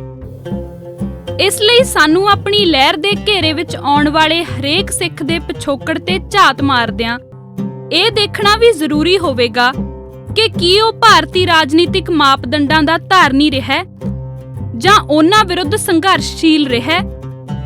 ਉਂਝ ਸਾਨੂੰ ਕੋਸ਼ਿਸ਼ ਕਰਨੀ ਚਾਹੀਦੀ ਹੈ ਕਿ ਅਕਾਲੀ ਜਾਂ ਗੈਰ ਅਕਾਲੀ ਪਿਛੋਕੜ ਵਿੱਚੋਂ ਕਿਸੇ ਨੂੰ ਵਡਿਆਉਣ ਜਾਂ ਨਿੰਦਣ ਤੋਂ ਗੁਰੇਜ਼ ਕਰਦਿਆਂ ਖਾਲਸਾਈ ਲਹਿਰ ਵਿੱਚ ਲੋਕਾਂ ਦੀ ਸ਼ਮੂਲੀਅਤ ਵਧਾਈ ਜਾਵੇ ਤੇ ਹਰੇਕ ਸਾਬਕਾ ਅਕਾਲੀ, ਕਾਂਗਰਸੀ, ਕਾਮਰੇਡ, ਸੋਸ਼ਲਿਸਟ, ਨਕਸਲਾਈਟ ਆਦਿ ਨੂੰ ਸਿੱਖੀ ਅਸੂਲਾਂ ਦੇ ਤਹਿਤ ਇੱਕ ਨਵਾਂ ਸਮਾਜ ਸਿਰਜਣ ਲਈ ਬਣਾਏ ਜਾ ਰਹੇ ਇੱਕ ਆਜ਼ਾਦ ਦੇਸ਼ ਵਾਸਤੇ ਚੱਲ ਰਹੇ ਘੋਲ ਵਿੱਚ ਸ਼ਾਮਲ ਹੋਣ ਦਾ ਸੱਦਾ ਦਿੱਤਾ ਜਾਵੇ। ਅਕਾਲੀ ਪਾਰਟੀ ਬਾਰੇ ਦਰੁਸਤ ਨਜ਼ਰੀਆ ਕੀ ਹੋਣਾ ਚਾਹੀਦਾ ਹੈ? ਅਕਾਲੀ ਪਾਰਟੀ ਇੱਕ ਹਕੀਕਤ ਹੈ, ਇਸ ਨੂੰ ਤਸਲੀਮ ਕਰਨਾ ਚਾਹੀਦਾ ਹੈ। ਇਹ ਭਾਰਤੀ ਰਾਜਨੀਤੀ ਦੇ ਪੂਰਨ ਪ੍ਰਭਾਵ ਅਧੀਨ ਪਰਪੱਕ ਹੋਈ ਸਿੱਖਾਂ ਦੀ ਇੱਕ ਐਸੀ ਪਾਰਲੀਮਾਨੀ ਪਾਰਟੀ ਹੈ ਜੋ ਭਾਰਤ ਅੰਦਰਲੇ ਸਿੱਖਾਂ ਦੀ ਇੱਕ ਡੰਗ ਟਪਾਊ ਜ਼ਰੂਰਤ ਬਣ ਚੁੱਕੀ ਹੈ। ਸਿੱਖ ਕੌਮ ਲਈ ਇਸ ਦਾ ਰਾਜਨੀਤਿਕ ਮਹੱਤਵ ਰਿਹਾ ਤੇ ਇਸ ਨੇ ਆਜ਼ਾਦੀ ਦੀ ਸਟੇਜ ਤੱਕ ਪਹੁੰਚਣ ਲਈ ਸਿੱਖ ਕੌਮ ਦੀ ਕਾਫੀ ਮਦਦ ਵੀ ਕੀਤੀ ਹੈ। ਪਰ ਦੂਜੇ ਪਾਸੇ ਭਾਰਤੀ ਰਾਜ ਨਾਲ ਲਗਾਤਾਰ ਵਾਹ ਵਾਸਤਾ ਹੋਣ ਕਾਰਨ ਇਸ ਨੇ ਭਾਰਤੀ ਤੇ ਖਾਸ ਕਰਕੇ ਵੈਦਿਕ ਰਾਜਨੀਤੀ ਨੂੰ ਵੀ ਆਪਣੇ ਅੰਦਰ ਸਮੋਇਆ ਹੋਇਆ ਹੈ। ਜਦੋਂ ਤੱਕ ਸਿੱਖ ਜਨਤਾ ਅੰਦਰ ਕੌਮੀ ਚੇਤਨਤਾ ਪੂਰੀ ਤਰ੍ਹਾਂ ਪ੍ਰਚੰਡ ਨਹੀਂ ਹੁੰਦੀ ਤੇ ਉਹਨਾਂ ਦੇ ਦਿਲਾਂ ਵਿੱਚ ਵੈਦਿਕ ਸੱਭਿਆਚਾਰ ਪ੍ਰਤੀ ਘਿਰਨਾ ਪੈਦਾ ਨਹੀਂ ਹੁੰਦੀ, ਅਕਾਲੀ ਪਾਰਟੀ ਦੇ ਜਨਤਕ ਆਧਾਰ ਨੂੰ ਖਤਮ ਨਹੀਂ ਕੀਤਾ ਜਾ ਸਕਦਾ। ਭਾਰਤੀ ਰਾਜ ਅਕਾਲੀ ਪਾਰਟੀ ਉੱਤੇ ਜਦ ਹਮਲਾ ਕਰਦਾ ਹੈ ਤਾਂ ਉਹ ਇਸ ਨੂੰ ਖਤਮ ਕਰਨ ਲਈ ਨਹੀਂ ਕਰਦਾ, ਸਗੋਂ ਇਸ ਦਾ ਭਾਰਤੀਕਰਨ ਕਰਨ ਵਾਸਤੇ ਕਰਦਾ ਹੈ। ਉਹ ਜਾਣਦਾ ਹੈ ਕਿ ਸਿੱਖਾਂ ਨੂੰ ਗੁਲਾਮ ਬਣਾਈ ਰੱਖਣ ਲਈ ਅਕਾਲੀ ਪਾਰਟੀ ਦਾ ਸਾਥ ਜ਼ਰੂਰੀ ਹੈ। ਇਸ ਲਈ ਜਦ ਸਿੱਖਾਂ ਦੀ ਆਜ਼ਾਦੀ ਪਸੰਦ ਧਿਰ ਅਕਾਲੀ ਪਾਰਟੀ ਤੇ ਹਮਲਾ ਕਰਦੀ ਹੈ ਤਾਂ ਭਾਰਤੀ ਰਾਜ ਅਕਾਲੀ ਪਾਰਟੀ ਦੀ ਰਾਖੀ ਲਈ ਵੀ ਅੱਗੇ ਆਉਂਦਾ ਹੈ, ਉਸ ਦੀ ਸ਼ਾਨ ਵਧਾਉਣ ਦੀ ਵੀ ਕੋਸ਼ਿਸ਼ ਕਰਦਾ ਹੈ, ਨਵੇਂ ਚਿਹਰੇ ਵੀ ਦਾਖਲ ਕਰਦਾ ਹੈ ਅਤੇ ਮਾਇਕ ਮਦਦ ਵੀ ਦਿੰਦਾ ਹੈ, ਕੁੱਟਦਾ ਵੀ ਹੈ ਤੇ ਪਾਲਦਾ ਵੀ ਹੈ। ਇਹ ਭਾਰਤੀ ਰਾਜਨੀਤੀ ਦੀ ਚਾਲ ਹੈ। ਦੂਜੇ ਪਾਸੇ ਸਿੱਖ ਅਕਾਲੀ ਲੀਡਰਸ਼ਿਪ ਦੀ ਆਲੋਚਨਾ ਵੀ ਕਰਦੇ ਨੇ ਅਤੇ ਉਸ ਤੋਂ ਖਹਿੜਾ ਵੀ ਨਹੀਂ ਛਡਾਉਣਾ ਚਾਹੁੰਦੇ। ਡੰਗ ਟਪਾਉਣ ਲਈ ਅਕਾਲੀ ਤੇ ਰਜੇ ਸਿੱਖ ਕੌਮ ਦੀ ਇੱਕ ਮਜਬੂਰੀ ਹੈ। ਅਕਾਲੀ ਪਾਰਟੀ ਭਾਰਤੀ ਢਾਂਚੇ ਅੰਦਰਲੀ ਇੱਕ ਸਿੱਖ ਪਾਰਲੀਮਾਨੀ ਪਾਰਟੀ ਹੈ, ਜਿਸ ਨੂੰ ਭਾਰਤੀ ਰਾਜ ਅੰਦਰ ਰਹਿੰਦਿਆਂ ਸਿੱਖਾਂ ਵੱਲੋਂ ਵਰਤਦੇ ਰਹਿਣਾ ਇੱਕ ਮਜਬੂਰੀ ਹੈ ਤੇ ਭਾਰਤੀ ਰਾਜ ਵੱਲੋਂ ਇਸ ਪਾਰਟੀ ਨਾਲ ਸੌਦੇਬਾਜ਼ੀ ਕਰਦੇ ਰਹਿਣਾ ਵੀ ਇੱਕ ਭਾਰਤੀ ਮਜਬੂਰੀ ਹੈ। ਸਾਨੂੰ ਇਹ ਮੰਨ ਕੇ ਚੱਲਣਾ ਚਾਹੀਦਾ ਹੈ ਕਿ ਭਾਰਤ ਅੰਦਰ ਵਸਦੇ ਸਿੱਖਾਂ ਦਾ ਇਹ ਇੱਕ ਡੰਗ ਟਪਾਊ ਪਲੇਟਫਾਰਮ ਹੈ, ਜਿਸ ਨੇ ਮੌਕਾ ਪ੍ਰਸਤ ਢੰਗ ਨਾਲ ਸਿੱਖ ਕੌਮ ਤੇ ਭਾਰਤੀ ਰਾਜ ਦਰਮਿਆਨ ਇੱਕ ਪਾਰਲੀਮਾਨੀ ਖੇਡ ਖੇਡਣੀ ਹੁੰਦੀ ਹੈ। ਜਿੰਨਾ ਚਿਰ ਸਿੱਖਾਂ ਦਾ ਭਾਰਤ ਨਾਲੋਂ ਤੋੜ ਵਿਛੋੜਾ ਅੰਤਮ ਸਟੇਜ ਤੇ ਨਹੀਂ ਪਹੁੰਚ ਜਾਂਦਾ, ਅਕਾਲੀ ਦਲ ਤੋਂ ਸਾਡੀ ਕੌਮ ਦਾ ਖਹਿੜਾ ਛੁੱਟ ਨਹੀਂ ਸਕਦਾ। ਸੰਤ ਜਰਨੈਲ ਸਿੰਘ ਭਿੰਡਰਾਂ ਵਾਲਿਆਂ ਤੋਂ ਸਾਨੂੰ ਸਬਕ ਸਿੱਖਣਾ ਚਾਹੀਦਾ ਹੈ। ਉਹਨਾਂ ਅਕਾਲੀਆਂ ਨੂੰ ਮੌਕਾ ਪ੍ਰਸਤ ਸਮਝਦਿਆਂ ਵੀ ਉਹਨਾਂ ਨੂੰ ਇਕਮੁੱਠ ਕਰਨ ਲਈ ਰੋਲ ਅਦਾ ਕੀਤਾ ਤੇ ਫਿਰ ਉਹਨਾਂ ਦੇ ਧਰਮ ਯੁੱਧ ਵਿੱਚ ਵੀ ਸਹਿਯੋਗ ਦਿੱਤਾ। ਇੰਜ ਕਰਦਿਆਂ ਵੀ ਉਹਨਾਂ ਆਪਣੀ ਵੱਖਰੀ ਹੋਂਦ ਕਾਇਮ ਰੱਖੀ ਤੇ ਅਕਾਲੀਆਂ ਨੂੰ ਭਾਰਤੀ ਖੇਡ ਖੇਡਣ ਤੋਂ ਲਗਾਤਾਰ ਰੋਕਿਆ। ਆਖਰ ਇੱਕ ਐਸੇ ਮੋੜ ਤੇ ਅਕਾਲੀ ਸਿਆਸਤ ਖੜੀ ਕਰ ਦਿੱਤੀ ਕਿ ਉਸ ਦਾ ਪੋਲ ਨੰਗਾ ਹੋ ਗਿਆ। ਅੱਜ ਭਾਵੇਂ ਇਨ ਬਿਨ ਉਵੇਂ ਨਹੀਂ ਕੀਤਾ ਜਾ ਸਕਦਾ, ਪਰ ਫਿਰ ਵੀ ਕੁਝ ਹੱਦ ਤੱਕ ਇਹ ਢੰਗ ਵਰਤਣਯੋਗ ਹੈ। ਖਾਲਿਸਤਾਨੀ ਲਹਿਰ ਨਾਲ ਸੰਬੰਧਿਤ ਲੋਕ ਹੁਣ ਇਹ ਨਹੀਂ ਕਹਿ ਸਕਦੇ ਕਿ ਉਹ ਆਜ਼ਾਦੀ ਨਹੀਂ ਚਾਹੁੰਦੇ, ਕਿਉਂਕਿ ਇਹ ਨਾਰਾ ਇੱਕ ਹਕੀਕਤ ਬਣ ਚੁੱਕਿਆ ਹੈ। ਇਸ ਲਈ ਇੱਕ ਐਸਾ ਪਲੇਟਫਾਰਮ ਕਾਇਮ ਰੱਖਣਾ ਜ਼ਰੂਰੀ ਹੋ ਗਿਆ ਹੈ ਜੋ ਆਜ਼ਾਦੀ ਦੇ ਨਿਸ਼ਾਨੇ ਤੇ ਦ੍ਰਿੜ ਰਹੇ। ਇਸ ਨਿਸ਼ਾਨੇ ਵਾਲਾ ਪਲੇਟਫਾਰਮ ਜੇਕਰ ਆਪਣੇ ਆਪ ਨੂੰ ਇੱਕ ਅਕਾਲੀ ਦਲ ਦੇ ਰੂਪ ਵਿੱਚ ਰੱਖੇਗਾ ਤਾਂ ਪਾਰਲੀਮਾਨੀ ਲੋਕਾਂ ਦੇ ਸਿੱਖ ਧੜੇ ਵੱਖੋ ਵੱਖਰੇ ਰਹਿਣਗੇ। ਇਹ ਗੱਲ ਭਾਰਤੀ ਰਾਜ ਨੂੰ ਬਹੁਤ ਰਾਸ ਆਵੇਗੀ।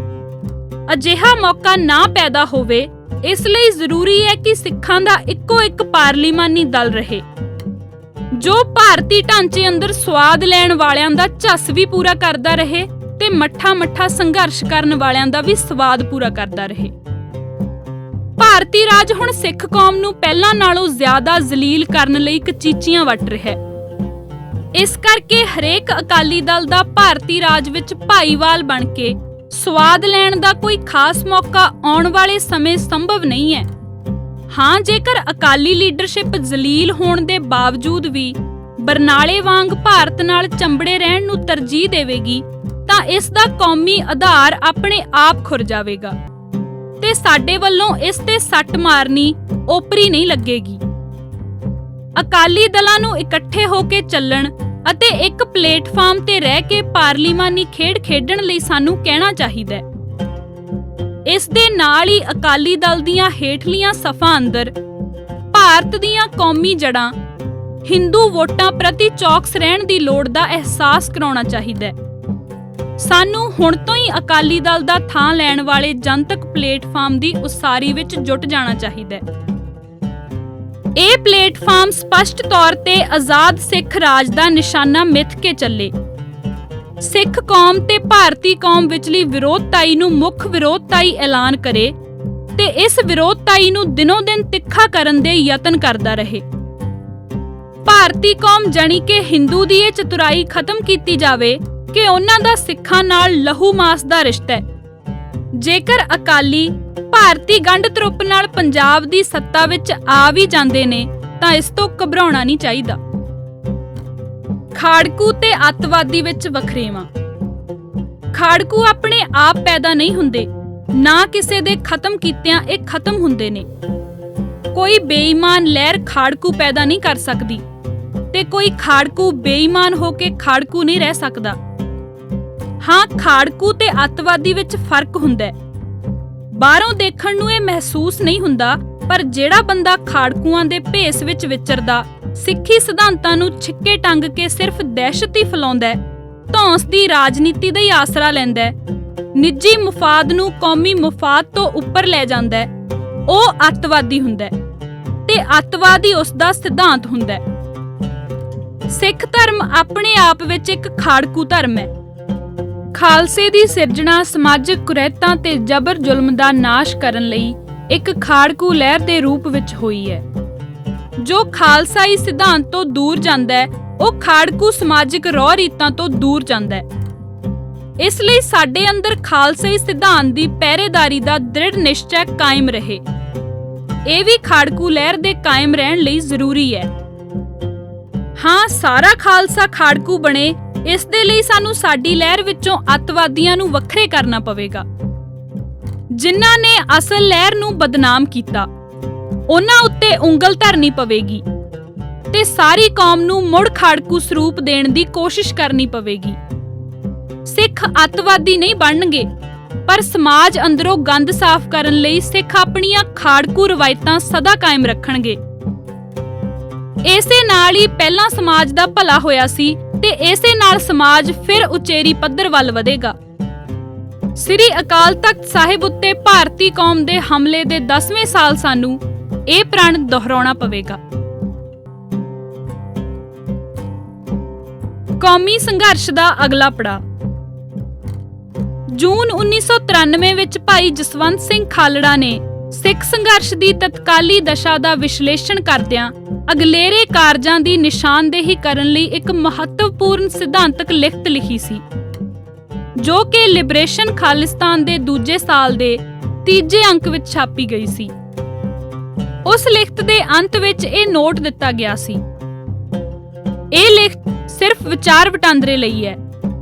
ਹੋ ਸਕਦਾ ਹੈ ਕਿ ਸਾਡੇ ਕਈ ਬੁੱਧੀਮਾਨ ਭਰਾ ਇਸ ਨਾਲ ਪੂਰੀ ਤਰ੍ਹਾਂ ਸਹਿਮਤ ਨਾ ਹੋਣ। ਅਸੀਂ ਉਹਨਾਂ ਦੀਆਂ ਟਿੱਪਣੀਆਂ ਦਾ ਸਵਾਗਤ ਕਰਾਂਗੇ ਅਤੇ ਇਸ ਲਿਖਤ ਵਿੱਚ ਸੁਝਾਈਆਂ ਸੋਧਾਂ ਕਰਕੇ ਕੌਮ ਲਈ ਕੋਈ ਹੋਰ ਚੰਗੀ ਦਸਤਾਵੇਜ਼ ਵਿਚਾਰ ਲਈ ਪੇਸ਼ ਕਰਾਂਗੇ। ਹੇਠਾਂ ਉਸ ਲਿਖਤ ਵਿੱਚੋਂ ਕੁਝ ਅਹਿਮ ਅੰਸ਼ ਦਿੱਤੇ ਜਾ ਰਹੇ ਨੇ।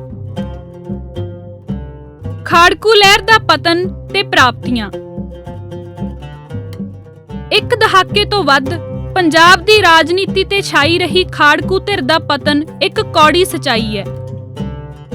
ਆਲੋਚਕ ਇਸ ਦੇ ਕਈ ਕਾਰਨ ਗਿਣਾਉਂਦੇ ਨੇ ਅਤੇ ਸਮਰਥਕ ਇਸ ਨੂੰ ਅਜੇ ਵੀ ਪਤਨ ਕਹਿਣ ਤੇ ਇਤਰਾਜ਼ ਕਰਦੇ ਨੇ। ਮੇਰੇ ਖਿਆਲ ਵਿੱਚ ਇਹ ਕੁਦਰਤੀ ਭਣ ਹੈ। ਰਾਜਨੀਤਿਕ ਵਿਗਿਆਨ ਦਾ ਕੋਈ ਵੀ ਫਾਰਮੂਲਾ ਇਸ ਲਹਿਰ ਦੇ ਇਸ ਪੜਾਅ ਨੂੰ ਹੋਰ ਲੰਮੇਰਾ ਨਹੀਂ ਸੀ ਕਰ ਸਕਦਾ। ਦੁਨੀਆ ਅੰਦਰ ਕੋਈ ਵੀ ਲਹਿਰ ਆਪਣੇ ਆਪ ਨੂੰ ਇੱਕੋ ਤਰੀਕੇ ਨਾਲ 10 ਸਾਲਾਂ ਤੋਂ ਵੱਧ ਲਗਾਤਾਰ ਕਾਇਮ ਨਹੀਂ ਰੱਖ ਸਕੀ। ਇਹ ਸਮਾਂ ਜੋ ਇਸ ਲਹਿਰ ਨੇ ਕੱਢਿਆ ਆਮ ਲਹਿਰਾਂ ਤੋਂ ਵੱਧ ਹੀ ਸੀ। ਲਹਿਰ ਅੰਦਰ ਆਏ ਨਿਘਾਰ ਦੇ ਵੱਖੋ ਵੱਖਰੇ ਕਾਰਨ ਗਿਣਵਾਏ ਜਾਂਦੇ ਰਹੇ ਨੇ, ਪਰੰਤੂ ਲਹਿਰ ਤੋਂ ਬਾਹਰ ਬੈਠ ਕੇ ਭਾਵਨਾਤਮਕ ਸੁਝਾਵਾਂ ਨਾਲ ਲਹਿਰਾਂ ਨੂੰ ਮੋੜੇ ਨਹੀਂ ਆਉਂਦੇ ਹੁੰਦੇ। ਲਹਿਰ ਦੀਆਂ ਅੰਤਰਮੁਖੀ ਹਾਲਤਾਂ ਤੇ ਬਾਹਰਮੁਖੀ ਹਾਲਤ ਉਸ ਨੂੰ ਮੋੜੇ ਦਿੰਦੇ ਨੇ। ਅੱਜ ਇਸ ਲਹਿਰ ਦੀ ਨਿੰਦਿਆ ਕਰਨੀ ਸਿਰਫ ਬੇਈਮਾਨੀ ਹੀ ਕਹੀ ਜਾ ਸਕਦੀ ਹੈ। ਇਸ ਲਹਿਰ ਵਿੱਚ ਭਾਰੀ ਨੁਕਸ ਰਹੇ ਨੇ, ਪਰ ਜੋ ਪ੍ਰਾਪਤੀਆਂ ਇਸ ਲਹਿਰ ਨੇ ਕੀਤੀਆਂ ਨੇ, ਨੁਕਤਾਚੀਨੀ ਕਰਨ ਵਾਲੇ ਪੂਰੀ ਉਮਰ ਵਿੱਚ ਉਹ ਨਹੀਂ ਕਰ ਸਕਦੇ। ਇਸ ਲਹਿਰ ਨੇ ਕੌਮ ਅੰਦਰ ਜਾਗਰਤੀ ਪੈਦਾ ਕੀਤੀ। ਇਸ ਨੇ ਭਾਰਤੀ ਕੌਮ ਦਾ ਫਿਰਕੂ ਕਿਰਦਾਰ ਨੰਗਾ ਕੀਤਾ। ਇਸ ਨੇ ਆਜ਼ਾਦੀ ਦਾ ਮੁੱਦਾ ਸਿਆਸੀ ਏਜੰਡੇ ਤੇ ਲਿਆਂਦਾ। ਇਸ ਨੇ ਦੁਨੀਆ ਵਿੱਚ ਸਿੱਖ ਕੌਮ ਦੀ ਇੱਕ ਦੱਬੀ ਕੁਚਲੀ ਕੌਮ ਵਜੋਂ ਪਹਿਚਾਣ ਕਰਾਈ। ਇਸ ਨੇ ਵੱਡੇ ਵੱਡੇ ਮਗਰਮੱਛ ਸਿੱਖ ਸਿਆਸਤਦਾਨਾਂ ਦੀ ਅਜ਼ਾਰੇਦਾਰੀ ਖਤਮ ਕੀਤੀ।